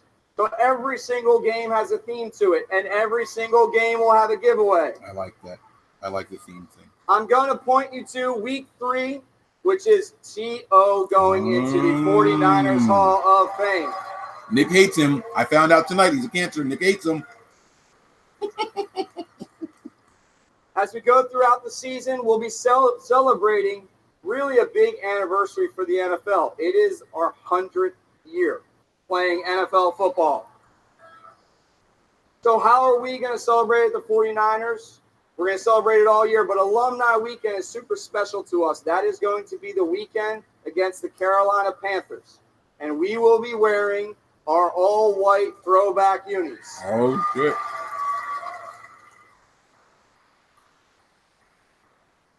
The other super important thing that happens that weekend, as we started it last year with a $1 million donation from Jed York and Eddie DeBartolo, is we're going to be supporting the Golden Heart Fund. So all money raised throughout that entire weekend's festivities will go to support our former players. So thank you all so very much for giving to that.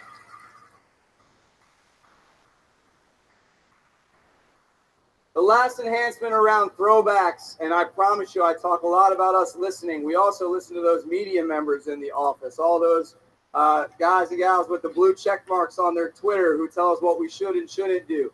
And they were right about one thing, and we did it for a couple games last year, but we didn't announce it. We're announcing it here tonight. The end zones will be back in your favorite saloon font. And they will be there for the entire season. Big changes are on the horizon for Levi Stadium.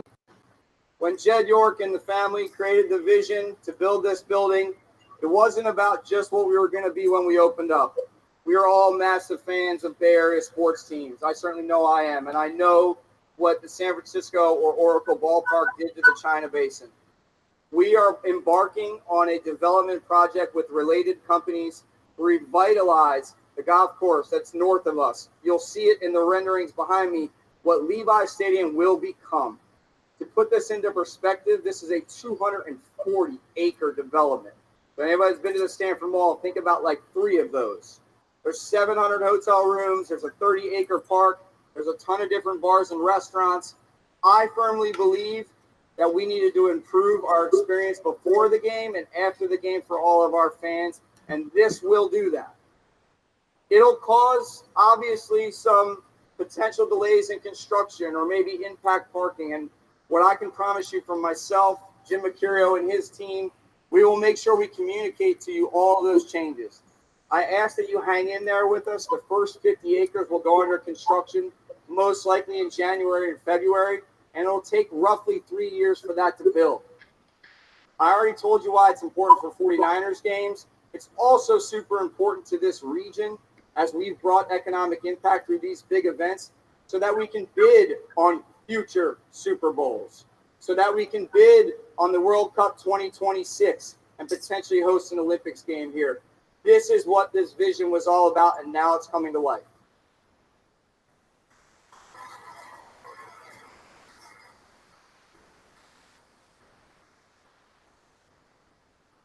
So I got 2 more fun announcements. Last year's biggest giveaway was what?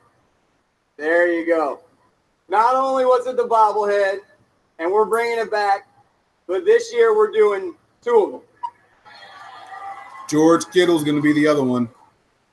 We're going to do them for the Panthers game and the Arizona Cardinals game. And I figured, why throw up the sketch or what you're going to see?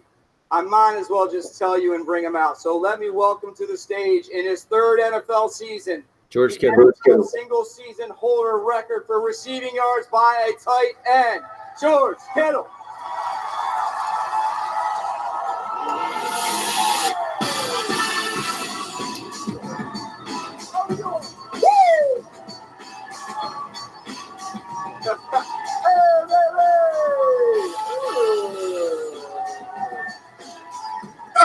And next to the stage, 13-year NFL vet, 6-time Joe Staley. 3-time All-Pro, and in my opinion, a future Hall of Famer, Joe Staley.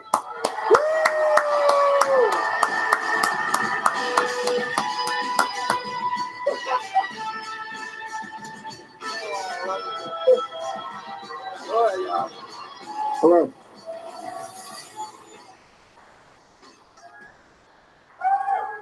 Look, I just want to thank these guys for being good sports about this thing. They're going to come up here and talk anymore. If you guys want to say something quick, go ahead. You guys know you're coming. Go, let's go. Get the energy up. Let's go. Oh, my God. Yeah. It's going to be a fun night. Go. So you want to buy it? For now. Thanks, guys. See you later. Those are your bobbleheads for the 2019-2020 season. All right. Appreciate the fellas. Thank you again for all being here. This guy can't be here tonight. Look, there's another big game going on in the Bay. We know it, Bay Area night. But I'd like to turn it over to our new play-by-play man and the voice of the San Francisco 49ers, Greg Papa. Boo. Oh, sorry. That's personal. Sorry. Al, that is Greg Papa, the new voice of the San Francisco 49ers, and I'm getting chills just thinking about that, and just a long history from Bob Fouts to Lon, obviously, and Don Klein. When I moved here in 1986, it was Don Klein, and then Joe and Ted. I just wish I could be there with you tonight. You wish you could be covering the Raiders. This is my first official function as the voice of the San Francisco 49ers, and I can't be there, but I'm there with you. And Al and Jed, I wish I was there to look you in the eye, give you a big hug, and just say thank you. Thank you for taking this leap of faith. This is a tremendous moment in my Bay Area broadcasting career. I moved here in 1986, and obviously it was the heyday of the San Francisco 49ers and what they were about to accomplish, and to some degree had already accomplished. And just very simply, This is the oldest franchise in the Bay Area sports history, born in 1946 in the All-American Conference, came into the NFL in 1950. It's the winningest franchise in all of Bay Area sports history when you look at championships, and it's the most popular team in the history of Bay Area sports, and it's going to become more popular in a year when it's just one NFL team. Look at him. You got to try to bring the Raiders into it. Look at him. He can't help it. I am so excited. You made me feel like one of you last year when I was around Levi's for the first time. I wish it was August the 10th right now. I wish it was September the 8th right now, and we were actually playing football games. But I got one thought for Coach Shanahan as well, because you guys, me and you are kind of in the same business, I would say. We're both in the business of calling touchdowns. You call them on your call sheet, and I call them to the 49ers radio network and beyond. So a lot of talk about the touchdown call and what it will be come September and August. I thought, since it's just us, with the faithful here, state of the franchise, I would try out the touchdown call that I'm going to be using this coming season. Are you ready? Are you rolling on this now? He better not hold a touchdown. Touchdown! Peter Schrager, I want to hear this call often on Good Morning Football. Let's go back to Schrager and Joe Phillips. Oh, yeah, we hope to hear that early. He didn't even finish it. 2019 Schrags. We do the radio calls on Good Morning Football every Monday morning, the best radio calls. To get Papa doing the 49ers is going to be such a thrill. We can't wait for it. Let's hear it for that. Great, Papa. He didn't even finish it. Awesome. He's a big-timer. There's also some other big-timers backstage. Let's get to them right now. Let's introduce your executive leadership team, CEO Jed York, General Manager John Lynch, and head coach of the San Francisco 49ers, Mr. Kyle Shanahan.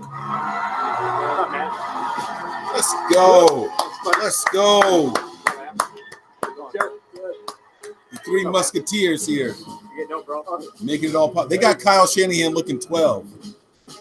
John Lynch's ears, they still weird me out. The State of the Franchise event is the third year of the State of the Franchise event. Here we are in June. How do you feel about the state of the 49ers? I'm anxious, man. I can't wait to get it going. I think you heard it from Greg. I wish it was August right now. I wish we were out there on the field. I just can't wait to get this thing going. Yeah. John, you guys were busy early and often in the offseason. Look at John Lynch's ears, guys. D Ford, Kevin Coleman, Juan Alexander. Why those guys? How do you feel like they help your outlook going forward? Yeah, all of those guys are guys that He's we're an elf. excited He's about. an elf. Ford, he can get after the quarterback. He's the adult version of Zelda. In this league, you have to have that presence where your D line is going to be a factor each and every game, and I think D gives us that opportunity. We spent a lot of time since we've been here trying to develop a group that, both in quality and quantity, is going to be a group where you got to deal with us each and every game.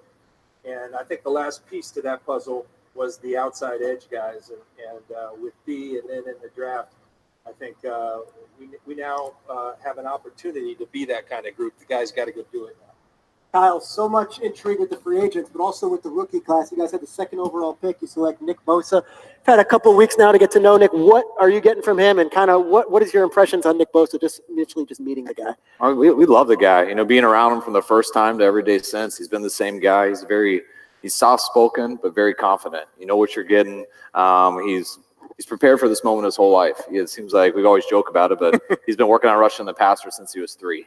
He's been doing cone drills, all that stuff. You can tell he's been trained by his family and the generations of pass rushers they've have. And we have not been disappointed at all as a guy. He's got a little tight hammy right now, but he doesn't need to be doing it yet. And we'll have him full speed by training camp. And can't wait to throw him with some of the other animals we have on the D-line. Yeah. John, in the draft, I know you have to be prepared for every single scenario. But the way things shook out with Nick Bosa, Deebo Samuel, and Jalen Hurts, where was that on the board in terms of what you were hoping for in the first 2 days of the draft? Well, we liked all those guys, and I think everybody always says that, but those are guys that we had kind of said, hey, if they're there, we would like to have these guys 1, 2, 3, and Kyle just spoke about Nick. Deebo is a guy that I think we're all going to grow to love. He's got a, Deebo.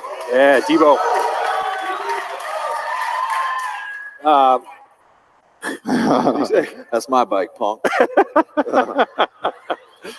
I like that. Like what he said. I like that. And that's how Debo plays. Like, that's my ball, punk, right? And that's something that drew us to him. Kyle talks a lot about something called wit, what it takes. And when you turn on the tape, Debo, he plays, and I heard him at one point talk about, somebody asked the question, every time you get the ball, it looks like you want to score. And he said, my dad told me since I was 5 years old, Debo, every time you get that ball, you score. And that's the type of attitude he plays with, and that's the type of attitude we love. And then finally, Jalen Hurd. Jalen's a guy, unfortunately, we haven't had a chance to see him. He came in a little nicked, so we're going to have an opportunity in training camp to see him. But I think the kind of the hallmark of this group, they all have speed, they all have power, and they all have tremendous position versatility. Nick, you can play outside, you can play left, right. He can beat you with speed. He can beat with power. Debo, the same thing. He's only 5'11" in his stature, but he's a thick guy, and so he can run through people. He can run by people. I think Jalen provides the same thing. He gives us some side and added dimension of that, but also has some juice to be able to separate and do the things we like. And we're excited about the opportunity to work with all of those guys. Kyle, go back a few years when you were with Atlanta, you had a running back on that roster named Tevin Coleman. You guys signed him in free agency. That running back room right now between Jet McKinnon and Breida and Tevin Coleman, it's exciting. Juice check, obviously. What do you get out of Tevin Coleman, and how excited are you to get him involved in this Niners offense? We feel very fortunate to get Tevin. We didn't set out into free agency thinking that would be a possibility, and the situation just worked out that way that it kind of fell into our lap, and we were more than excited to get that. With what we did the year before with Jet and everything, we didn't know if we'd have that opportunity, and it worked out. And to be able to get Tevin, you got a back who's capable of doing everything, but we also have some depth. We got a number of good guys, and you never feel like, man, you might not need all these. Well, we did last year. And we're in OTAs right now, and Jet's not practicing yet. He's still recovering. Breida has a pec, still recovering, and Raheem's still recovering. So Tevin's our only guy out there that you guys know of, except for a few rookies that we added that you guys probably don't know yet. So you never can have too much. If we have four really good ones, which we know we do, and we got to decide between how to use them all, that's a tough decision to make, but it's a very good problem. It's a good problem, yep. That's champagne problems, as they say. Kyle, you're in OTAs right now. You have minicamp next week, and then into the summer break, and you get into it. So what are you accomplishing with the off-season program? What do you need to check off in terms of these weeks of OTAs and next week of minicamp before you send everyone off for the summer? Well, you just want to put everyone through the process. Some of these guys, it's their third time going through it. Some of these guys, it's their first time going through it. And then you got a number of rookies. It's just their first time in the NFL. We have 7-day installation to teach our entire offense, defense, and special teams. And we've done that over the last 7 practices. 7, yes. No, 8. We've done 8 so far. We have 3 more left, and when we're done, we get about a month away from the players. They continue to work out, coaches, the personnel department. We really go get our mind free. We don't work out that. John probably works out some, but I don't. And then we come back, it's go time. So we want the guys to really get into some football shape, go through the process mentally, and then when they come back to training camp, we're going to do it all again, start from square one, but this time it should be better than the last time. John, when you look at this crowd here, and there's everyone watching online, and there's so much energy, year 3 of the Kyle and John, era here in San Francisco, what's it mean with the 49ers faithful to have your back and say, hey, guys, we're excited for the 2019 season? Well, they have since we've been here, and we're appreciative of that. And we understand that this is a production-based business, and we don't want to do a whole lot of talk about it. I think, last year there was a ton of hype. This year, I kind of like the way it's going. Our guys are just going, led by Kyle and his staff. They're going to work each and every day. And what I can tell you is they're improving each day. What we feel good about is that our roster's improved each and every year. And we feel very good about that. We appreciate the faithful, that they're always there for us. This is a storied franchise. Yeah. A storied franchise with high expectations, and that, frankly, is what brought us here. The opportunity to be a part of something like this, and we can't wait till we start paying it off with wins And the expectations that you all have, we have the same ones, and we're looking forward to it. Jed, we talk about the additions and the vision for what's ahead. I mean, you personally, how do you look at 2019? What barometer are you going to judge whether it's a successful year or not? I mean, I go back to Bill Walsh. I think John just kind of hit on that as well. Well, champions behave like they're champions before they become champions. And I think that's what these guys have brought to the table, where we haven't achieved what we want to achieve on the field. We understand that.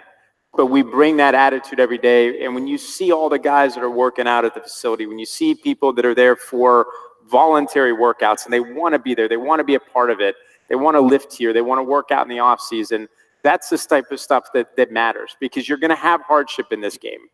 And you have to be able to overcome it, and you have to be able to overcome it together. And I think that's what we plan to do. And my expectation is we're going to be better at the end of the season than we were at the beginning of the season. And knowing the work that Kyle puts in, that John puts in, that all of our coaches and scouts and players put in, we're going to keep getting better each day. And if we do that, we have talent at all levels. We should be pretty happy when the season's all said and done, but we got to put in the work. All right, before we let you guys go, Jed, you sent out a little cryptic tweet.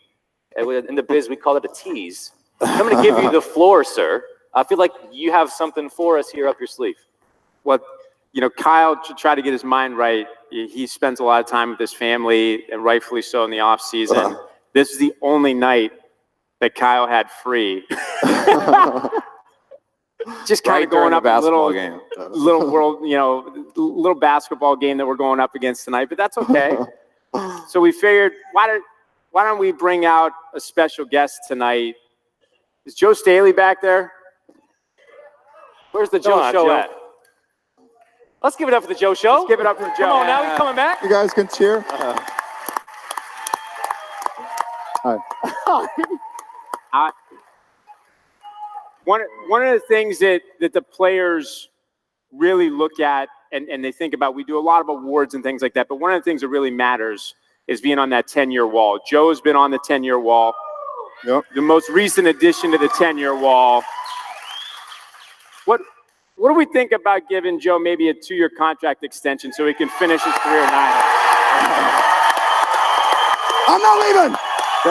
I'm not leaving. Hey. Good job, man. So just make that clear. Just to make that clear, are we like officially official? Ink is signed on the dotted line. What's going on? Yeah. So I had a whole spiel that I was going to come out here and like feign like I was like, you know, going in my 13th year, and I've just really wanted to play for one franchise, and this year is going to be not my last year, and I was make a big deal about like, you know, the extension, but that was amazing. But honestly, I also all the time I come up here, and I'm a little nervous about this because usually you guys see me like come up here with loud, obnoxious personality, and it's just kind of like my way of, no, it's just like my way of being like, oh, I'm going to say something serious. That's what I'm trying to say. Honestly, Jed, since the moment you guys have drafted me in 2007, it's been my absolute honor to play for this franchise, and I've wanted nothing more than to complete my entire career here with one franchise. You guys gotta let me speak. So first, I want to thank you and your family so much for believing in me throughout my whole entire career. You have given the players everything we could ever ask for. The culture you have in the building. I have a lot of friends that are around the league that I've met throughout the years, and they don't speak as highly as the guys feel about the franchise that we have here at the 49ers. So thank you so much for continuing to believe in us and to give me this opportunity to, you know, play for 15 years. Who knows anymore? But really what we want to do is we want to bring you a championship trophy. And I want to, because this is the only franchise that matters to me. I know there's a lot of guys back there, everybody in this whole entire roster. It's the only franchise that matters to everybody. And we want to bring a championship, and I will play until my legs fall off until we bring a championship to this franchise. Kyle and John, I also want to say thank you to you guys. You guys have kept that fire in me burning. You know, I'm 35 years old. I still feel like I have a lot of great football left to play. Thank you for giving me the opportunity to continue my career here and keeping me excited about coming to work every single day. And lastly, I want to thank the fans. You guys don't know, but you guys are amazing fans. I mean, you guys know, obviously. But you guys are amazing fans, and you've made my career so far so much fun. You guys have accepted me, my big personality since 2007. You guys love the Joe Show. You guys love all the stupid stuff I do. But the Bay Area is my home, and it's because of people all like you that make it so much fun. So thank you. There's my, all right. And the next time I give a serious speech like that, we'll be on a stage somewhere in San Francisco. We'll be raising a trophy, and we'll have a good time. Yeah. Joe Staley. Thanks, buddy. Forever a Niner, 2019, 2020, 2021. Under contract, signed, sealed, delivered. And a bear hug for Jed. Congratulations one more time for Joe Staley. Joe Staley. 2 more years, the Joe Show, guys. Hey, let's give it up for Kyle Shanahan. He's sticking around. And thanks to John Lynch and Jed York for joining us one time for those guys. All right, you guys leaving me? Yeah. Thanks, Nick. Yeah. Thanks, guys. Thanks, man. Take it from here. It's time to bring out the rest of the coaching staff. Before we talk X's and O's, our 49ers Studios team had all these guys mic'd up last year at practice. So here, just peel behind the curtain, see what these guys are like in action. Let's roll the tape with coaches mic'd up. Let's go, man. Let's go, Brina. Like that new zip up, man.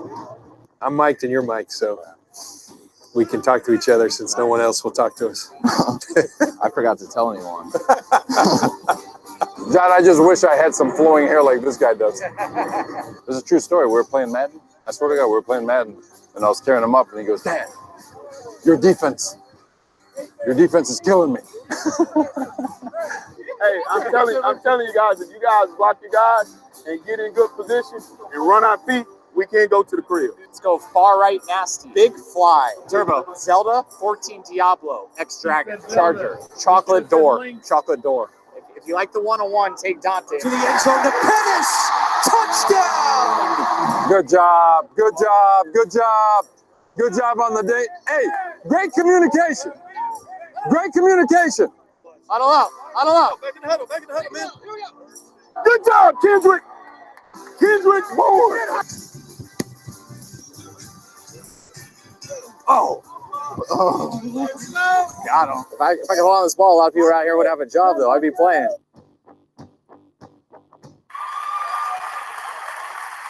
Let's bring him out. You know him well. Defensive coordinator Robert Saleh. And special teams coordinator Mr. Richard Hightower. Definitely Don Brown. Yeah.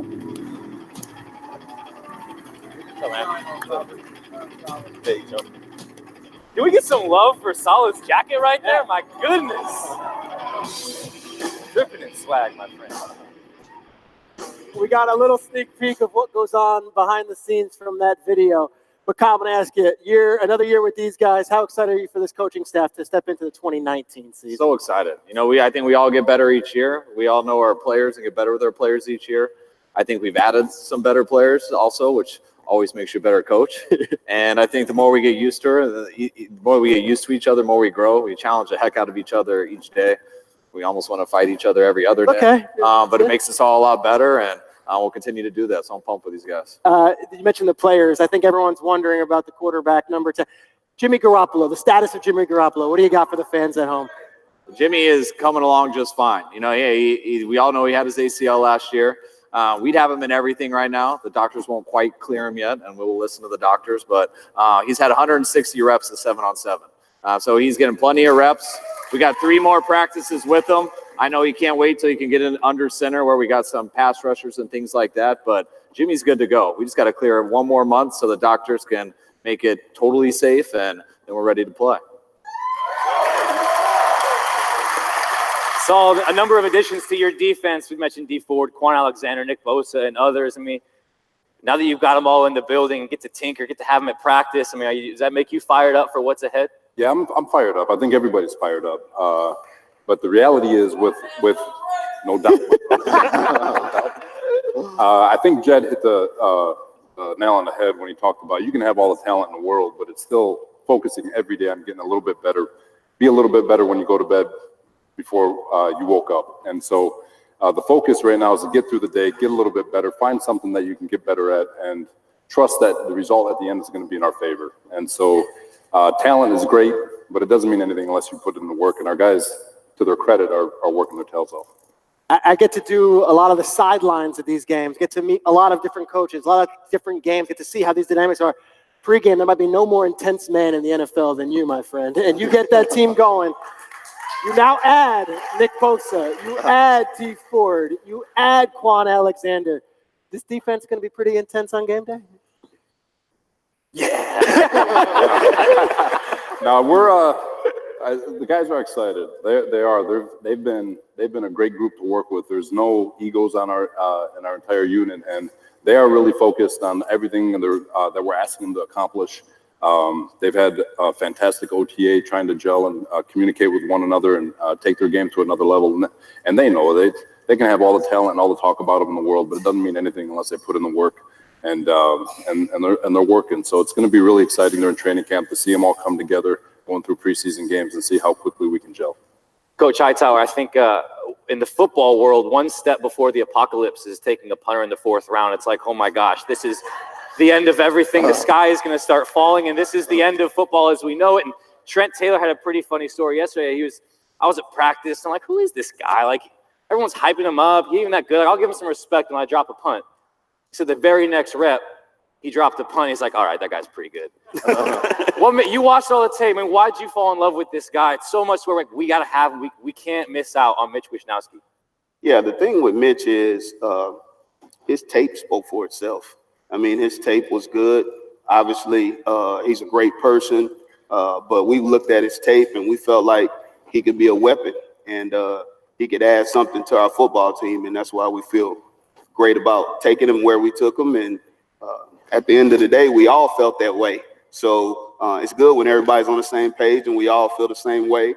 And again, he's got to go out there and do it in the game, but he's showing some promise in practice. So we just got to replicate that in the game, and you guys should be very happy. So. And I'm sure you probably hope to feel some of that trickle-down effect with the defense, right? Mitch is pinning them deep. All of a sudden, your defensive line's pinning their ears back and getting after it. You know what? There's nothing better when we never like punts. We like points. Yeah. But when they are punting, there is nothing better when you know that you have a backup opportunity and the punter is punting from around midfield and you know he's going to put that ball inside the 10-yard line, and now you smell blood and you're trying to go get a safety. And we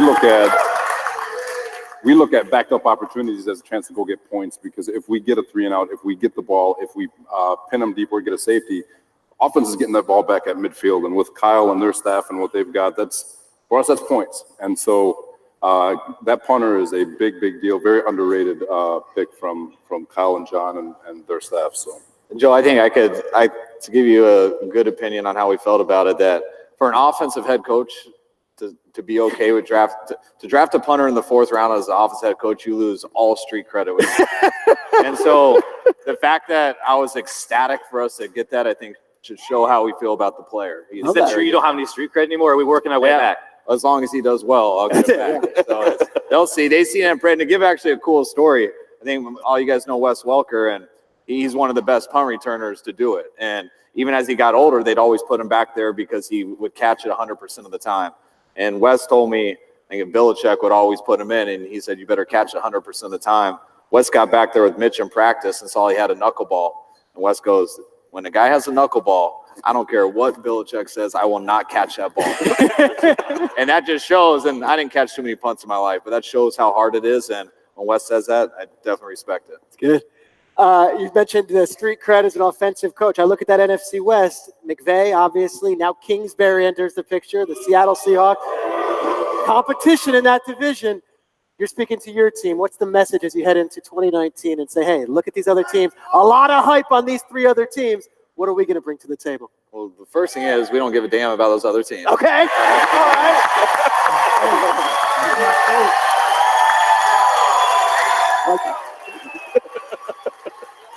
Is that the only thing? Yeah, we care about us, and we care about playing the best we possibly can. And we've had times at that. But this is what I will say, like going into our third year. And, you know, when we got here and when we came here, we knew what was ahead of us. And we knew we had to flip a lot of things. And to give you guys an example, we have 90 guys on our roster right now. There's only 10 guys who were here before 2 years ago. Wow. There's only one guy left who was a starter on offense before we got here. And he's the guy we just re-signed for a few more years, Joe Staley. There's 3 guys left on defense that started, and it was Buckner, Tart, and Jimmy Ward. So there's been a lot of turnover that's taken a lot of work to get to this point. And we really feel like those first couple of years, it was hard work to change the entire foundation of this team. But we really set out this year to get some difference makers, and we feel we did. We got a few pass rushers or difference makers, got a running back. We think we got some guys in the draft who can help us, and now we feel like we can compete. We can handle some injuries. Injuries are part of football, and we've had some bad luck these last 2 years. But now it is going to happen at times again, and we hope we have better luck. But regardless of what that happens, we have the depth. We have the people that we can compete and have a chance to win every Sunday. And we expect to coach our best, play our best, and we expect to win every Sunday. Good for that. I picture you guys during the off season, and you look at the depth chart and the different pieces, and I'm picturing guys like musicians, like in the lab, in the studio, like, all right, what can I do with this? How can I do that? And I don't want to trade secrets, but when you're looking at the new additions in all 3 phases, I mean, are you like laying awake and not like, oh, you could do this, and then we could go there with that guy, and like, what if that guy blitzes? How do you guys come up with any tweaks and differences and things you want to bring to the table in 2019 that maybe we haven't seen before? Well, you do as much things as possible to put your players in a good chance to be successful. But it's not about just how when we stay up late thinking of stuff, because that's what we think about football. But not always are those great ideas. You can come in and it sounds great on the board, but can your players get good at it? Is it easy for them? Are they you put them in situations that it might be good versus one look, but not the other 20 you're going to get. So you bounce a lot of things off each other. That's what we do all day, every day, all year. But what's going to be sound? What are you going to be best at? And there's things you practice you don't always use. But then you get to week 8 and the team runs a certain scheme that you need to win, and then you pull something out that you did in OTAs. And do your players remember that? Do they have their recalls? The guy you were testing then is still healthy enough to do it now. So that's the whole game of football. If everything's going right and stuff and everything's perfect, I don't think we're that important. It'll take care of itself. You gotta work to get there, and then the players can take over. But it's never perfect. Lots of things happen, and we're kind of the contingency planning for everything and hoping our players can be as healthy as possible and they can just stay positive every day, and we'll sit there and worry about the things that you can't always control. We always talk about football as family. These 2 men are very close to you. Can you just tell the fans at home, the first day you met this gentleman, the first day you met that gentleman, do you remember your first impressions of these guys, and where were you in your career when you met them? I met Saleh when I first got to Houston. He was a defensive quality control. I was a receiver coach. It was very noticeable because he had huge muscles and he was shaved. And we're only like, he was like 23 at the time, and all he did was bench press and study football. And so I noticed him a lot with that. But he was unbelievable on the computers and stuff. He was extremely smart. He knew his defense inside and out. And I was on the other side of the ball, so I didn't technically work with him. But I knew how smart he was, and I knew how much he worked at football. And I've been to a number of different buildings, and I've always recommended people, hey, interview this guy as a linebacker coach and stuff. And then he got his opportunity with Pete. He got in Houston first, then went with Pete, then went with Gus. And I knew if I ever got a chance to be a head coach, he was the guy that I would interview for the position because I always respected how smart he was and his knowledge of football, and interviewed a number of guys, and he killed it and made it a pretty easy decision. So, and then Hightower, we go way back because I met him in college. Right? Yeah, I went to Duke my freshman year. It was my only scholarship offer. Then I went there for football, and they were worse then than they are now. So it wasn't a great football school. And I was so committed to football that I transferred there, and I walked on to Texas and ended up earning a scholarship a year later. But he was one of the first guys I met when I walked into the weight room and trying to introduce myself to people, and he kind of big-timed me a little bit. Is that right, Richard? Is that right? Yeah, he was from H-Town. He acted a little harder at the time. But it was cool. It was neat because in the 3.5 years I was there, they only gave out 3 scholarships, and we were 2 of them. That's awesome. So he was the guy who earned one there. He was He was in the receiver and DB room, but he got it for special teams, and he turned out to be a special teams coach. And we've worked a couple places together. I don't know the most about special teams. My area of expertise is offense and then defense. So when I became a head coach, I interviewed more special teams coaches than any other position. One, I needed to learn about it, and two, I couldn't just interview one person to decide how good they were. So I interviewed a number of guys that I had been with and had recommended, and he was the last guy I was going to interview because I had a relationship with them. And if people know me, they know that I won't ever do anything just because I know someone. That's cool and all. I'd love to help someone out. But the last thing you want to do is have someone that you know and have a history with that isn't good at their job. And so I interviewed a number of people, and he was last. And I think I was more nervous for the interview than he was, because I knew if he came in and wasn't as good as other guys, it was going to be tough for me to tell him that he didn't get the job, and it was going to be tough for him to hear that. So I was so nervous, and when he killed the interview and was definitely better than all the other candidates, I got up way half through it, and I was just like, all right, man, you got it, thank God. So it was awesome. It worked out. Awesome. Fellas, thank you so much. All gas, no break, heading into 2019. Thanks so much, Robert Sala, Richard Hightower, and Kyle Shanahan. Let's hear it for your coaches. Thanks, man. Thanks, buddy. Hey, let's hear it for the 49ers coaching staff one more time. Pretty good trio right there. Well, I think it's time to maybe meet some of the players. Which side of the ball should we start with, Joe? Yeah, I think I'm going to let you pick. You're the guest of honor. You know what? Let's see the offense.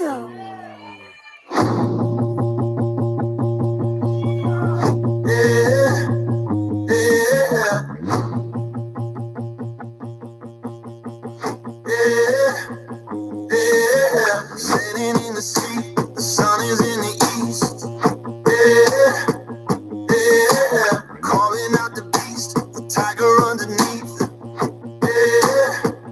Yeah, starting to believe the world is at my feet. Yeah, ready for the feast, it's all within my reach. So within my reach. Yeah, I'm going all the way. I'm going, yeah, my blood is rebel. I'm going all the way. I'm going to another level.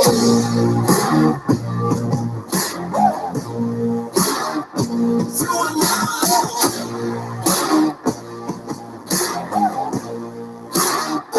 To another level.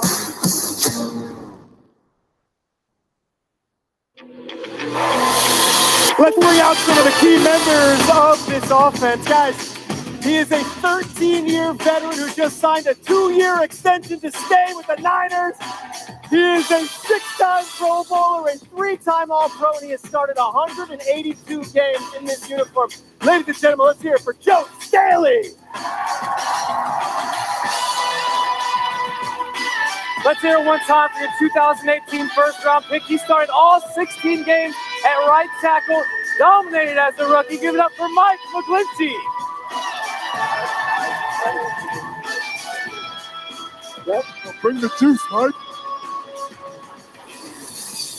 Just his second year in the NFL, this guy went out there and broke the single-season record for tight end receiving yards. A Pro Bowler and considered the best young tight end in all of football. Ladies and gentlemen, let's meet George Kittle. Hey, let me see if I can just get everybody on their feet one time. We've been waiting to see this guy. He's making his state of the franchise debut. Give it up real big for your quarterback, Jimmy Garoppolo.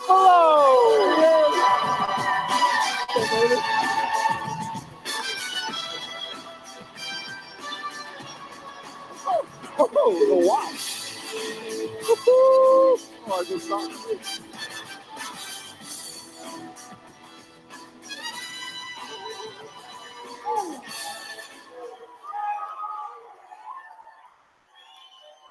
I want to start with George Kittle. How's that sound, George? You good? I'm looking forward to it. You're looking forward to it. Last year you had a record-breaking season, and now you're going to be catching passes from the guy next to you. What can these fans expect from the Jimmy Garoppolo to George Kittle connection? Hey guys.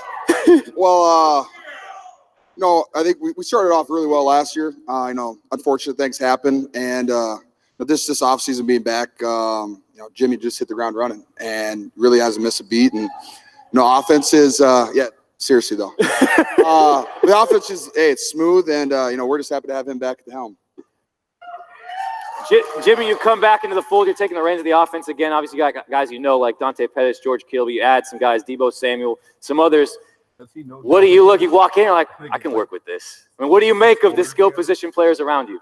Yeah, it's been an impressive offseason so far, no doubt. Those guys have been making plays. Gotta give some credit to the big guys up front too, Joe. Come on, I mean, come on, right here, right?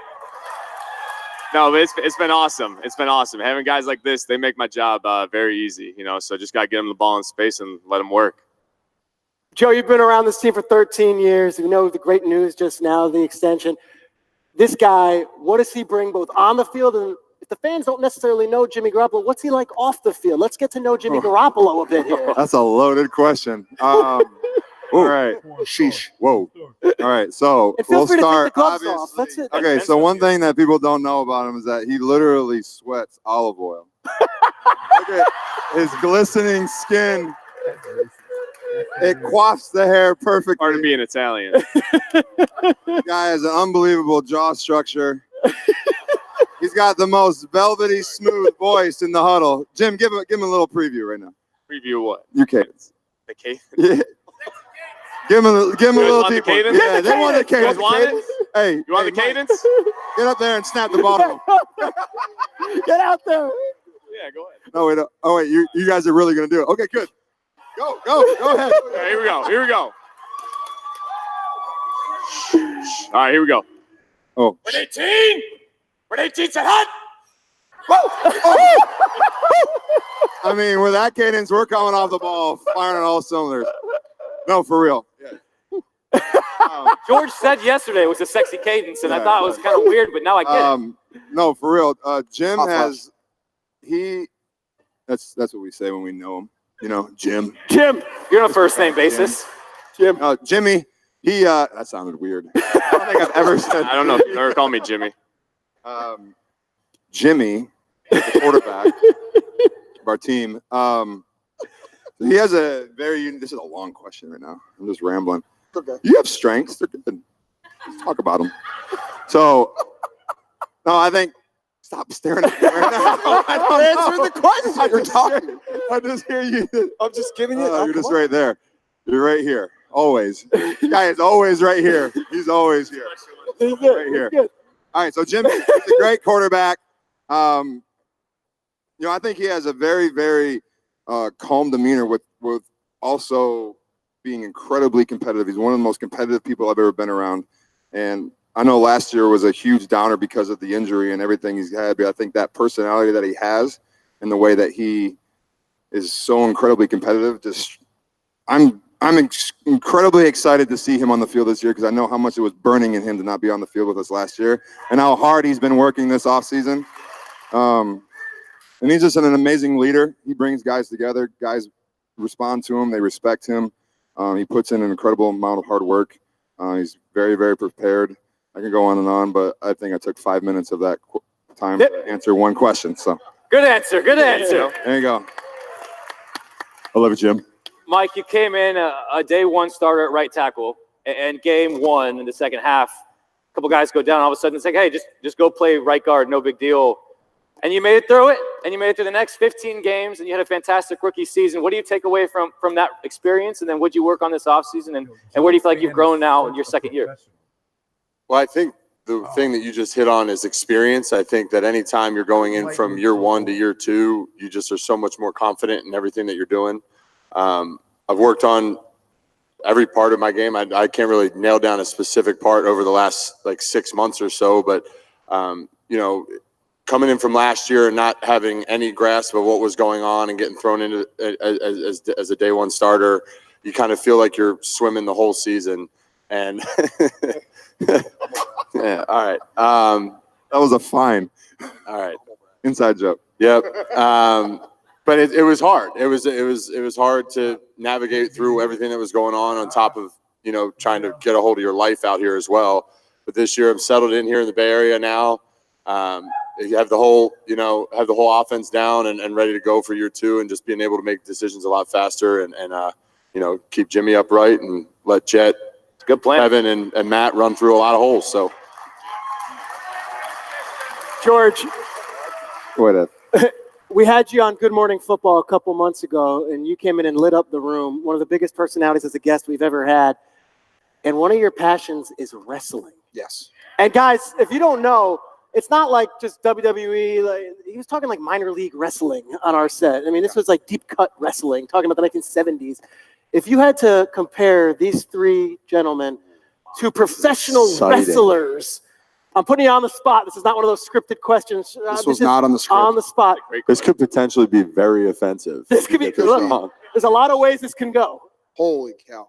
Current or Mike former. is preemptively offended. Yeah. No, I'm just saying, like, if I don't get the right one, I'm going to be pretty upset. You don't get the right one. Got one in mind? I've never thought about this. Do you have one on your like?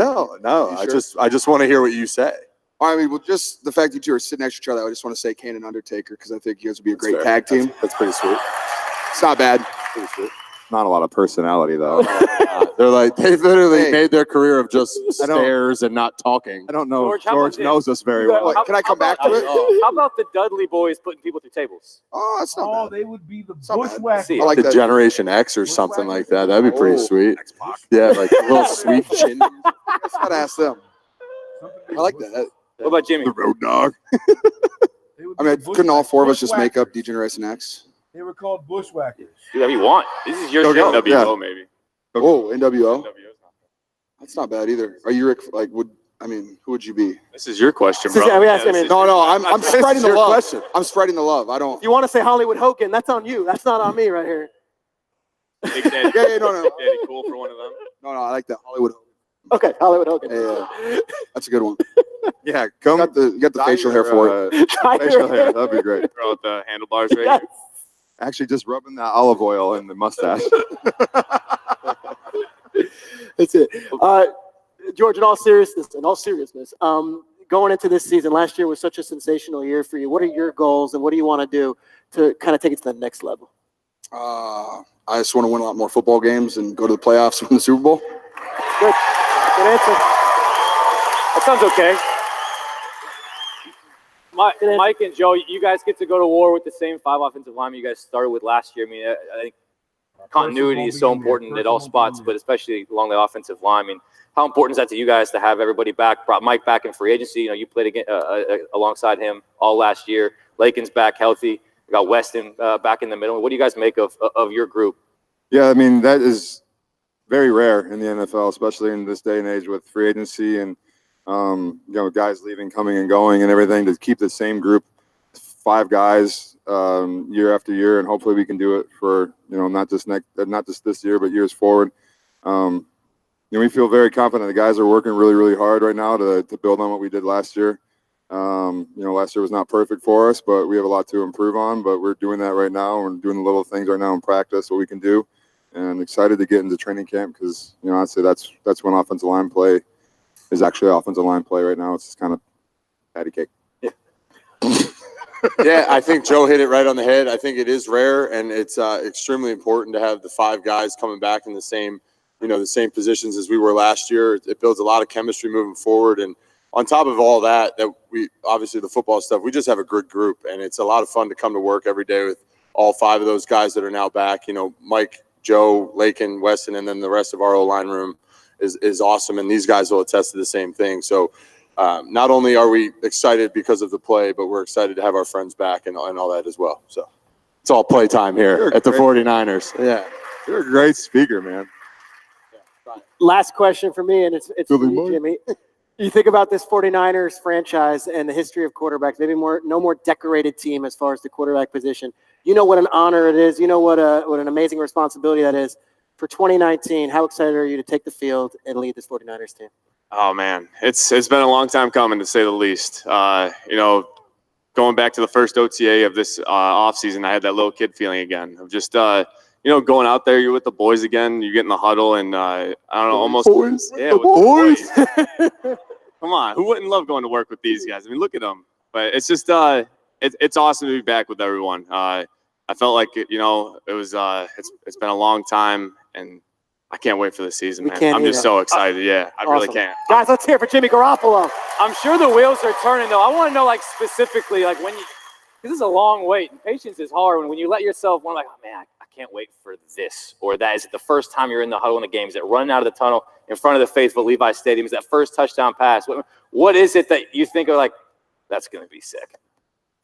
I'd say – that first win at Levi's is going to be real sweet. That's going to be a great feeling, getting out there in front of the faithful, getting them all excited and everything, right? Come on.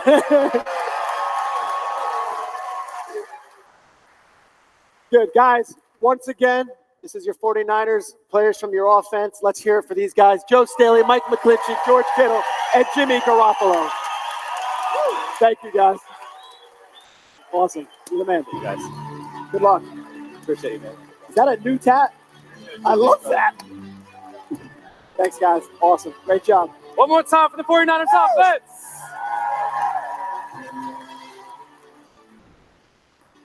Garoppolo's got me fired up. I mean, I just, after Joe Staley said what he said, I just look at his skin and his hair. I mean, like, the jaw structure, it's impressive. Yeah. Yeah, that was good. George Kittle had a new tattoo also. I didn't ask him about it. That was a very prominent tattoo. George Kittle's an interesting guy. That's a character. Yeah. I like him. But we don't ask questions. We just watch him score touchdowns. That's exactly okay. right. Guys, we just met the offensive playmakers and defensive line. Is it time to maybe meet some of the defensive studs on this team? Yeah, I think it's that time. It's that time. First, let's take a look at what awaits you in 2019. The 49ers defense for 2019.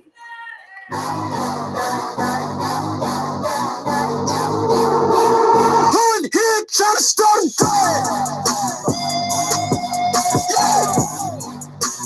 Who in here trying to start a Who in here trying to... You ain't got a chance, boy. What you think? I'm doing everything but the kitchen sink. I try to be feeling in the neighborhood. I know all the little grannies wanna sip they tea. And here you come, all barging in. All ugly like a brown fur cardigan. We can see them on the log and arguing. I'm like, Who in here trying to start a... Let's go, baby. Bang.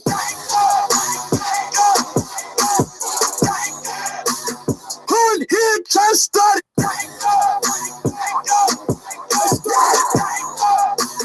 Who in here trying to start it?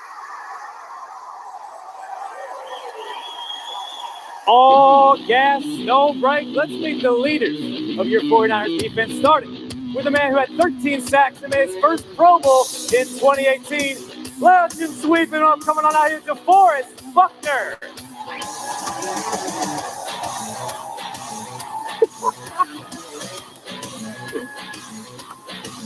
He came out as a rookie, and he started 16 games at linebacker, had more than 120 tackles.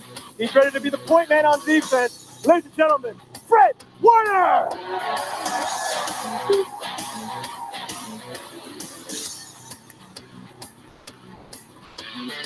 In his second year in the red and gold, he said last week he's moving and grooving like he hasn't had in years. Give it up for cornerback Richard Sherman.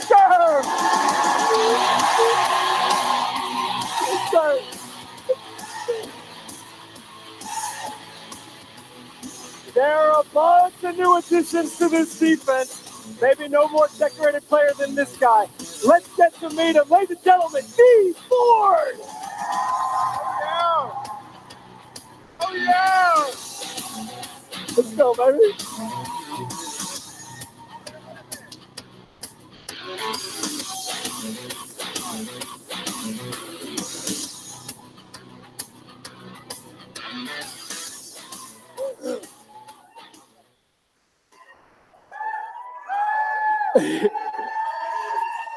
Sherm, I want to start with you because last year at this time you sat on this stage. It was kind of your first time with the Niners faithful. Now a year into it, how cool is it to be a San Francisco 49er? It's really cool. I really enjoy it. I love it. We're just excited to get back out there and put a better product on the field and win some games, man. You want to get that taste out of our mouths. I mean, all of us hated last season and the way it went, but we grow from that. We get better. We got Jimmy G back. Everything's going to be better. We're excited. I'll follow up with you because you're kind of the veteran leader of this defense. You mentioned some of the additions. You got this guy. You got Quan Alexander. Bosa's the number 2 overall pick. Does the defense look a little different? Okay, your voice went so high pitched. I was like, sheesh.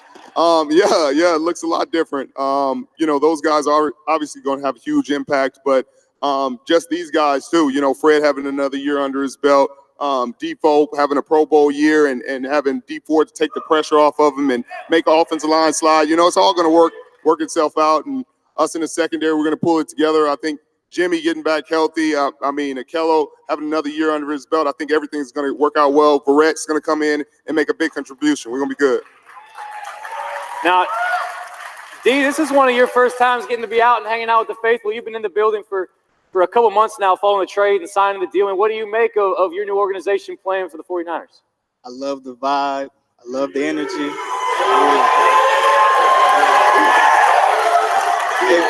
We hungry, man. We hungry. And that's all that needs to be said.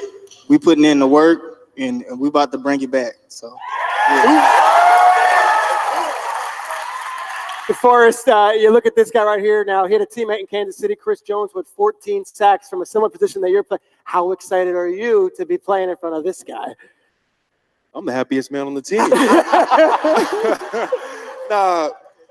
Just being able to work with him every day and seeing his ability, firsthand. And, he's got probably the best get off in the NFL, and he's getting better every day. And seeing his ability to force tackles out of their technique and making them bail because they're so terrified of his speed off the edge, it opens up that B gap for me. So I got a lot of room to work and, really force guards in space to try to guard me. So can't double team everybody. Can't double team everybody. It's going to be a race to the quarterback. Yes, sir. It's going to be a race. Definitely. We all have it. Hey, for D and Defoe, that's got a nice ring to it. D and Defoe, wide nine has been like the phrase of the offseason. What's the defensive line going to look like? What's the alignment going to be? But I'm more curious about the guy pulling the strings, Chris Kasarik, new defensive line coach. That guy's kind of wild, man. Like you see his videos, and he's like barking in your ear before you're about to hit the sled. I mean, what kind of energy is he bringing to the room? A lot of energy. A lot of energy. I mean, you're going to see a new, the defensive line is going to be playing a lot more violent this year. His whole thing is about attacking, and he holds us to the highest standard, every day, and he wants every day to be better than it was before. So we really feed off of it, and we're all excited to stop. What is that? I don't know what that is. We're all excited, just to put it all together. Anything to add, D? No. Fred, last year you were thrown into the fire quite a bit. 16 games started, wore the sticker on the helmet, were kind of the leader of that crew. Now you had Quan Alexander next to you in that linebackers room. What is Quan Alexander going to bring to this team, and how can the two of you guys combine to make this linebacker unit what you think it can be? Hey, all I'm going to say is we're going to be a problem. We're going to be a problem. We're going to be a problem. Hey. Oh, yeah. But in all seriousness, ever since Quan joined the team, if you talk to him, he'll tell you every single day. You ask him how he's doing, he's going to say one word, and that's legendary. He's chasing perfection, and so am I. And so we're going to push each other each and every day, for this entire year. And so we're excited to make a lot of plays behind these guys right here. And obviously, with the DBs we got too. So, sure. What did you see from Fred as a rookie? Well, I mean, he was incredibly poised. I think coming in as a rookie and being the play caller, the guy who has to get everybody together, get everybody lined up, call the strength call is very difficult. And I think he took it in stride. He grew with every game. He improved throughout the year. I think by the end of the year, he was one of the best middle linebackers in football. And I think that he'll continue to grow. He had a little nick and bruise, this offseason. But I think once training camp gets, he'll take off where he left off, and it'll be great.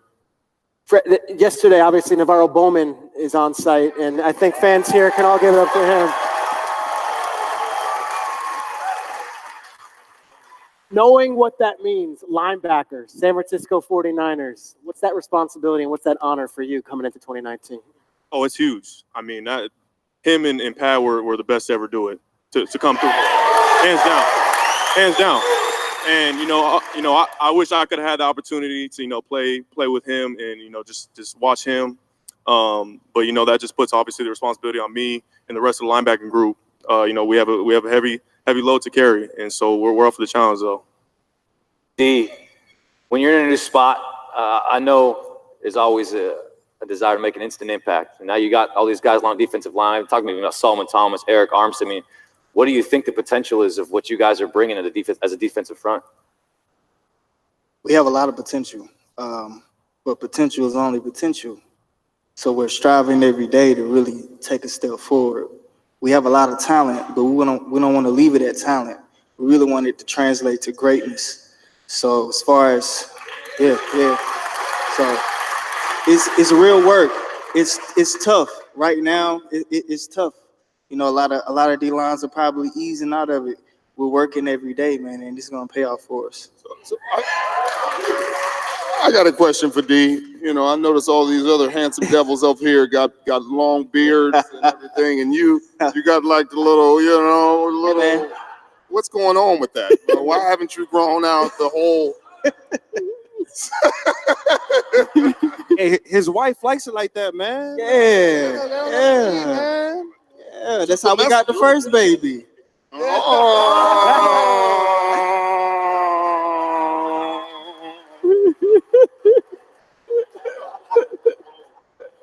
Sure. I don't know where you pivot from there. Let that one sit there. Adding D Ford obviously is exciting. You also had the number 2 overall pick in Nick Bosa. And I know he's got the hammy right now, but how excited are you to see both these guys just coming off the edge and flying in? Yeah, they're gonna force the quarterback to step up into the middle. And, you know, guys like me, Eric, and Solomon, DJ, everybody inside. I mean, we'll be ready to clean it up for you guys.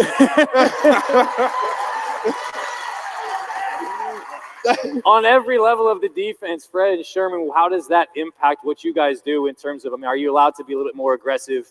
Or how does it change the mindset going into each snap, knowing our guys are going to get there? Quarterback's going to hit his plan. He's got to get the ball out or else he's going down. Yeah, I mean, in terms of the pass game, I feel like it speeds up our process. You know, we're knowing that the quarterback got to get the ball out quick, so they're not able to do those deep developing routes. You know, we're sitting and we're picking balls off. You know, tips and overthrows. Got to get those. But you know, we're gonna have a lot of fun this season. We're gonna make a lot of plays. Yeah, I think it's chaos. You know, it creates chaos. It creates uncertainty for receivers. It creates uncertainty for quarterbacks. You know, you get knocked around a little bit. You lose your confidence. You start tasting your own blood. Fear is a human element. You know, and that's what a pass rush can do. It can strike fear into the quarterback, and he starts making mistakes. He starts seeing ghosts, and I think it affects the entire defense. Everybody's allowed to play faster, to play with more confidence, and everybody gets that taste and starts attacking, and then it gets contagious, and you know, chaos happens. Chaos is good. You can work with chaos. Richard, you obviously have played in 2 Super Bowls, won one, and D, you got to the AFC Championship game a year ago. You guys are still waiting to get to that next level. What do you kind of lean on these guys from their experience of going deep into the postseason and what they can bring to the 49ers, and how do you guys take that to your young group, obviously? Yeah, I mean, they've done it, and I mean, they're great leaders on the defense. I mean, even D coming in, that veteran leadership that he brings to the D line, you know, it's just teaching all the young guys, even myself, just, you know, how to approach every day and how to get better every day. And when it comes to that moment, when we get to the playoffs, you know, we'll know how to handle ourselves and handle the pressure because we got guys like these guys to teach us and show us the way. Yeah, I mean, same thing that he said. They know they have the blueprint. They know what it takes to get there. They know what it looks like. And so, you know, I feel like Sherm last year did a great job of pushing guys. You know, I feel like for us to get to that point, players got to be pushing players. And I feel like we're doing a good job of that already. And so we just got to keep going, keep doing that. It's all about the ball. I know the point of emphasis always is getting takeaways. That was a little bit missing in 2018. Is it a conversation or is it just, hey, we do what we need to do and that'll take care of itself? It'll take care of itself, just like everything else. You can't sit there and be desperate and like, you know, oh my God, what happened? What are we going to do? How are we going to fix this? Like you know football, you know. I mean, at the end of the day, we've all played on great defenses. We've all, you know, we've gotten turnovers. They've gotten sacks. You know, it's just like anything else. It just didn't bounce our way last year. You know, you have a few games here and there where the ball just gets tipped out. ball gets tipped this way, ball is right there in somebody's hands. You have those things happen. I think this year we're not concerned about that. We're excited about our pass rush. We're excited about the future. We're excited to show you better than we can tell you. I talked to a lot of these GMs and head coaches, and one of them said to me, there's Aaron Donald and there's DeForest Buckner. Those are the two guys. J.J. Watt's in the conversation, obviously, but it's those two guys. Aaron Donald won Defensive Player of the Year. What's the ceiling for you this year, and really, what do you want to achieve as DeForest Buckner entering this season, 2019? Yeah, I want to be the best in my position, and I approach that every day. I tell myself, I lended D my notebook the first day that he came in, because he came in late. He was having his baby. He's gonna out him like that? No, hold on. He was catching up on some notes. And what was the first note in my notebook? I can't be blocked. Exactly. I can't be blocked. And I approach that every day. That's my mindset going in every day for practice. And that's how I approach every game. And I want to be the best in my position. I think what strikes me, and I know Schrags, you have conversations with people around the league. I'm in the building every day, and there was so much hype going into last year, and then things fall short. And yet the vibe hasn't changed. Everyone still is so optimistic and so confident. So how do you maintain that culture, even though the wins haven't come yet, to where you go into this year and it's like last season never happened and it's all good? Like I said, it's circumstances happen. Football is a 100% injury game. You lose your starting quarterback, you lose your starting running back, you lose your starting safeties every week. You have the entire practice squad have to play meaningful snaps. It's going to be difficult to win football games. That sounds like a lot. You don't worry about that though going into the next year. You understand those circumstances aren't going to happen again. That's an aberration. That is a rarity. We understand that we have had an influx in talent. We've had growth. We've had maturity. We drafted well. We got a lot more great players. We got a lot more talented players, a lot more impact players. We look forward to showing, like I said, better than we can tell you. We can tell you till we're blue in the face, but until we get out there and put it out and start stacking wins, it doesn't mean nothing. Do you see that culture coming in? With Robert Saleh, Kyle Shanahan, John Lynch, did you immediately when you walk in the door, and is it pretty quick to tell what the vibe and what the culture and what those guys are trying to build? Very quick. Yeah, you can tell that very quick. I was very impressed the day after the trade when I showed up, seeing about 20 guys working out. I've never seen that many just at the facility working out, Buck being one. Coming off of a great season, we were at the Pro Bowl together. That was very impressive, man. One thing you can't fake is hard work. So.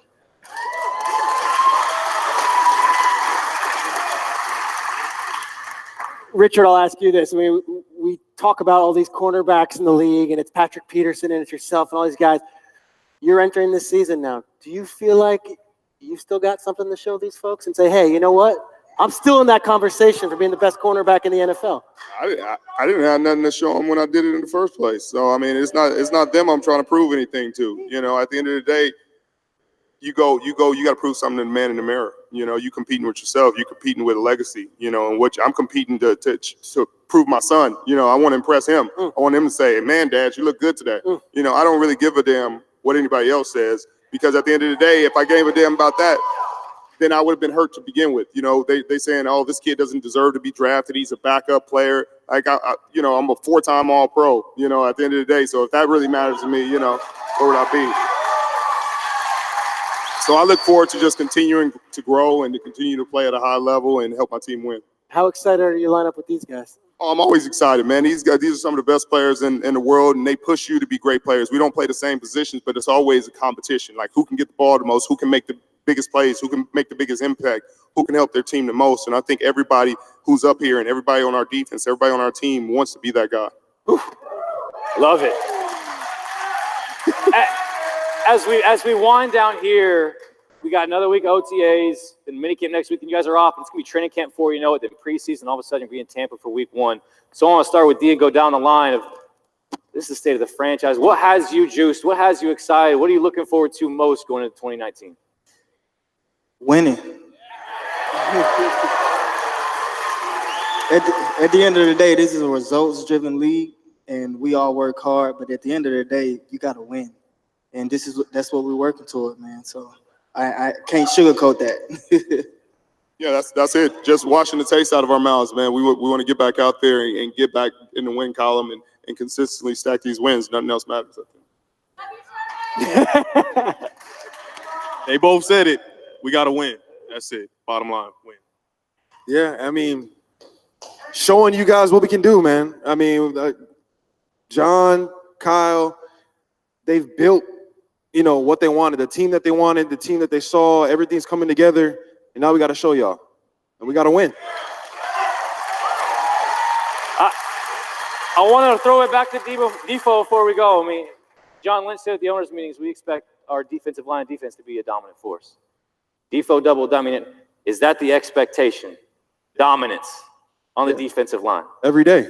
I mean, every day, like you said, like I said before, every day has got to be better than it was before, than the day before. I mean, we're stacking days, and you got to be your best self every day, and eventually, the end result, I mean, it's gonna be incredible.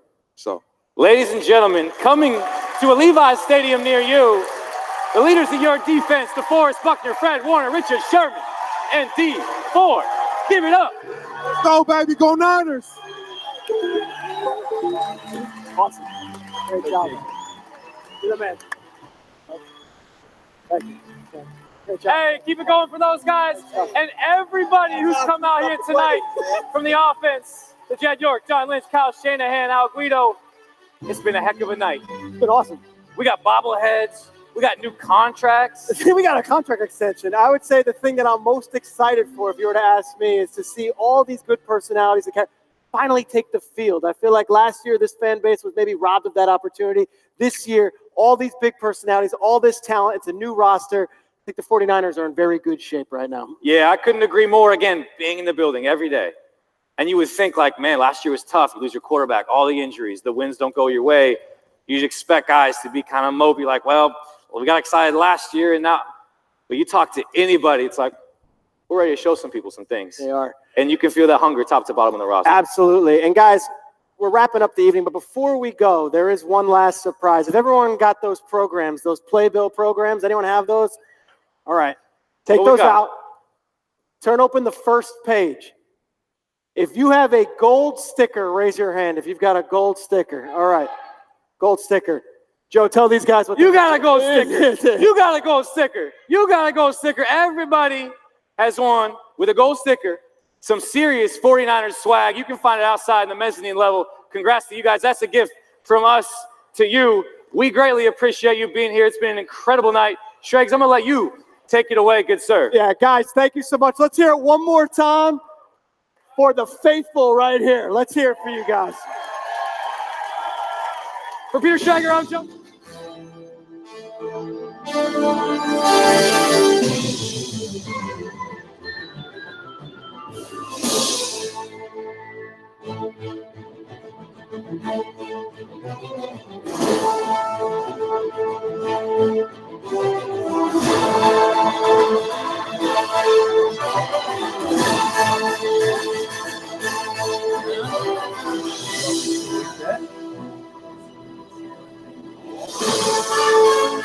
Oh, shit. Mike is going to get that wrapped up over there. Not screen sharing anymore. I mean, Mike, it was pretty uneventful. Other than the Joe Staley contract re-sign, the Joe Staley and the George Kittle bobblehead. I like the end zone. Mike check. Yeah, I got you. I like the end zone themes. We got the dates on when they're going to wear the throwbacks. Jimmy Garoppolo. The players seem pretty pumped up. I know it's early, and like they all said at the end, I couldn't agree with them more. Wins talk.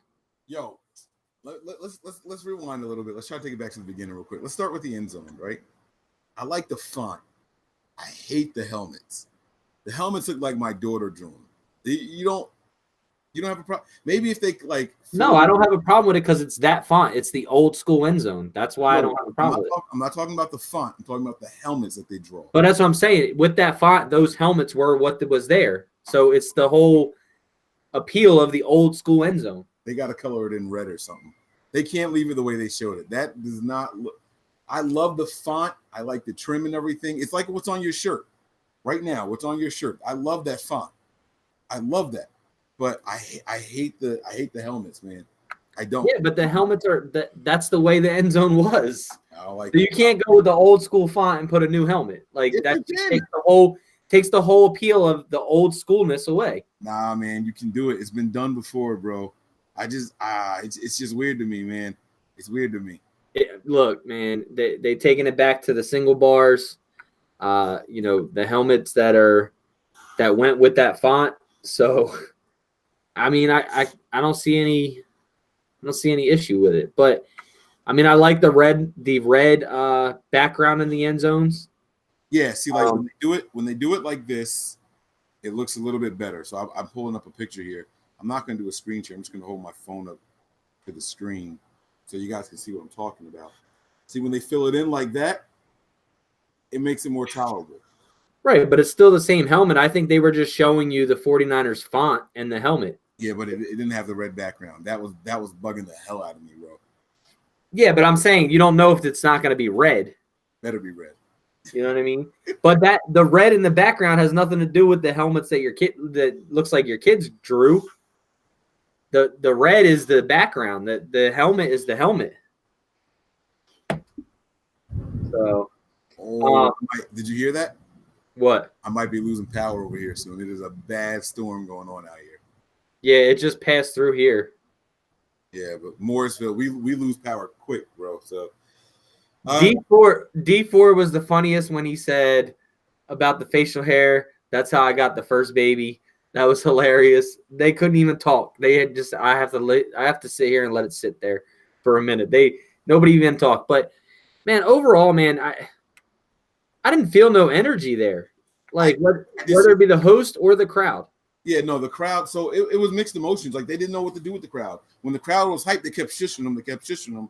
And then like there was times where you wanted the crowd to get loud, us people watching, but the crowd was like, all right, well, they kept telling us to be quiet, so let's stop making noise. Like that's mixed signals that they're showing people. So I think that there was a lot of emotion. I think there was a lot of energy between the players. Not so much the host, not so much the crowd. The players are really, really having a good time with each other. And I thought that was like obvious and like you could feel that, the cohesion happening there. And that's what's going to make us a good team right there. Yeah. I'm excited about the old school end zones. I'm excited about just the way this team was talking, like you said, with the excitement amongst players. And just them saying, like I could sit here and talk to you till I'm blue in the face, but if we don't win, it doesn't matter. Yeah. Yeah, man. When Jimmy was out there, he was talking to the fellas and everything. Did you take anything away from Jimmy's comments? Other than his sexy ass cadence. Yeah, miss me with that. I'm sorry, didn't do it for me. Yeah, I'm just saying. I just said that because that's what George Kittle said. When are we going to stop talking about his sex appeal and focus on his play? Do you think that's ever going to happen?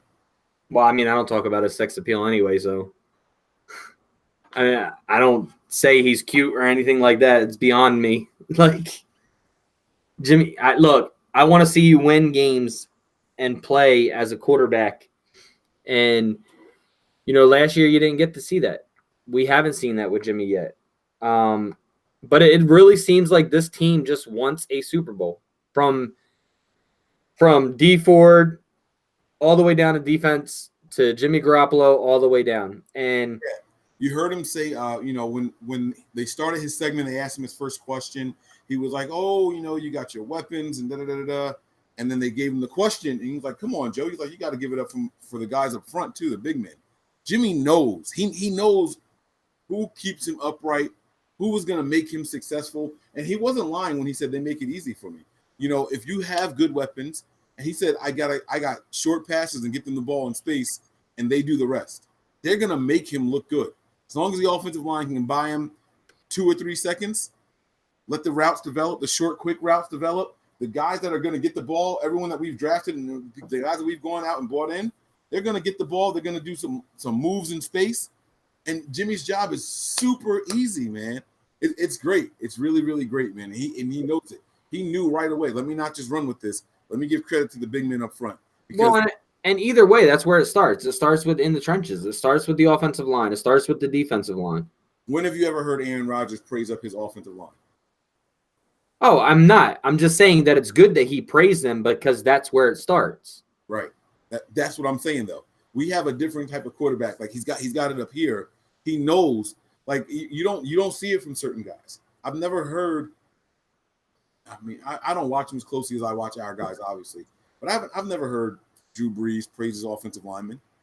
I've never heard Aaron Rodgers praise his offensive lineman or go out of his way to involve them in a conversation that they weren't mentioning. I've heard Philip Rivers do it. I've heard Philip Rivers. I've heard Russell Wilson. I've heard Wilson do it. You can't tell me Ben Roethlisberger's done it. Can't tell me Aaron Rodgers done it. You can't tell me Drew Brees has done it. No. Ben Roethlisberger doesn't really condemn anybody. They're all kids. He condemns them. He doesn't amend them and commend them. Yeah. So, I was trying to see if Tony's going to do any check-ins with fans and see what their thoughts were, but he hasn't messaged me back. So probably died. Yeah. I was trying to see if we could see him while he was out there. They showed the crowd a couple of times, man. I like this one. I like this State of the Franchise, man. I really did. I think I like this one more than some of the other ones. You know what I mean? It didn't seem forced. The people, even though it was dry from like the interaction standpoint, it didn't seem forced. It seemed more natural because it was more of the players talking than it was, the program and stuff going down. So I like Yeah. that. My dog is like all up on me for some reason. Yeah, no, I mean, I like I said, I love the State of the Franchise. I love anytime we can get that Niners talk. I appreciate everybody that checked in with us tonight. I think we had like 130, 140 people in there at one point. So make sure you guys all hit that like button. And if you are new to our channel, make sure you hit that subscribe button. And check our podcast out on SoundCloud, iTunes, TuneIn, Stitcher, iHeartRadio. Funniest part, you talked about D Ford. That was the funniest part of the defensive guys. Funniest part of the offensive guys to me was when Staley was like, Jimmy sweats olive oil. I was like, yeah. Oh, God. He's like, it's the Italian in me. I freaking loved it, man. I loved it. So, all right, guys, are we gonna wrap this up? Then it's been a nice long show. Yeah. Like I said, I appreciate everybody checking in, watching the show with us, hanging out with us. Showing that NBN love, and we'll have a couple more shows coming up. We got some other things lined up. But yeah, that's pretty much it for me. I am 49ers Mike _NF, and I'm speaking for my man Nick. He is 49er Faithful 365. Give us both a follow on Twitter. You guys, man, we will always be bringing it to you guys live and direct. We'll be watching out for that breaking news so we can bring it to you guys. Make sure you subscribe so you don't miss when we do those videos, man. I got nothing else for him. I don't think Nick does either. Prepare for glory. Anticipate pain. But always remain faithful. We out of here. Peace.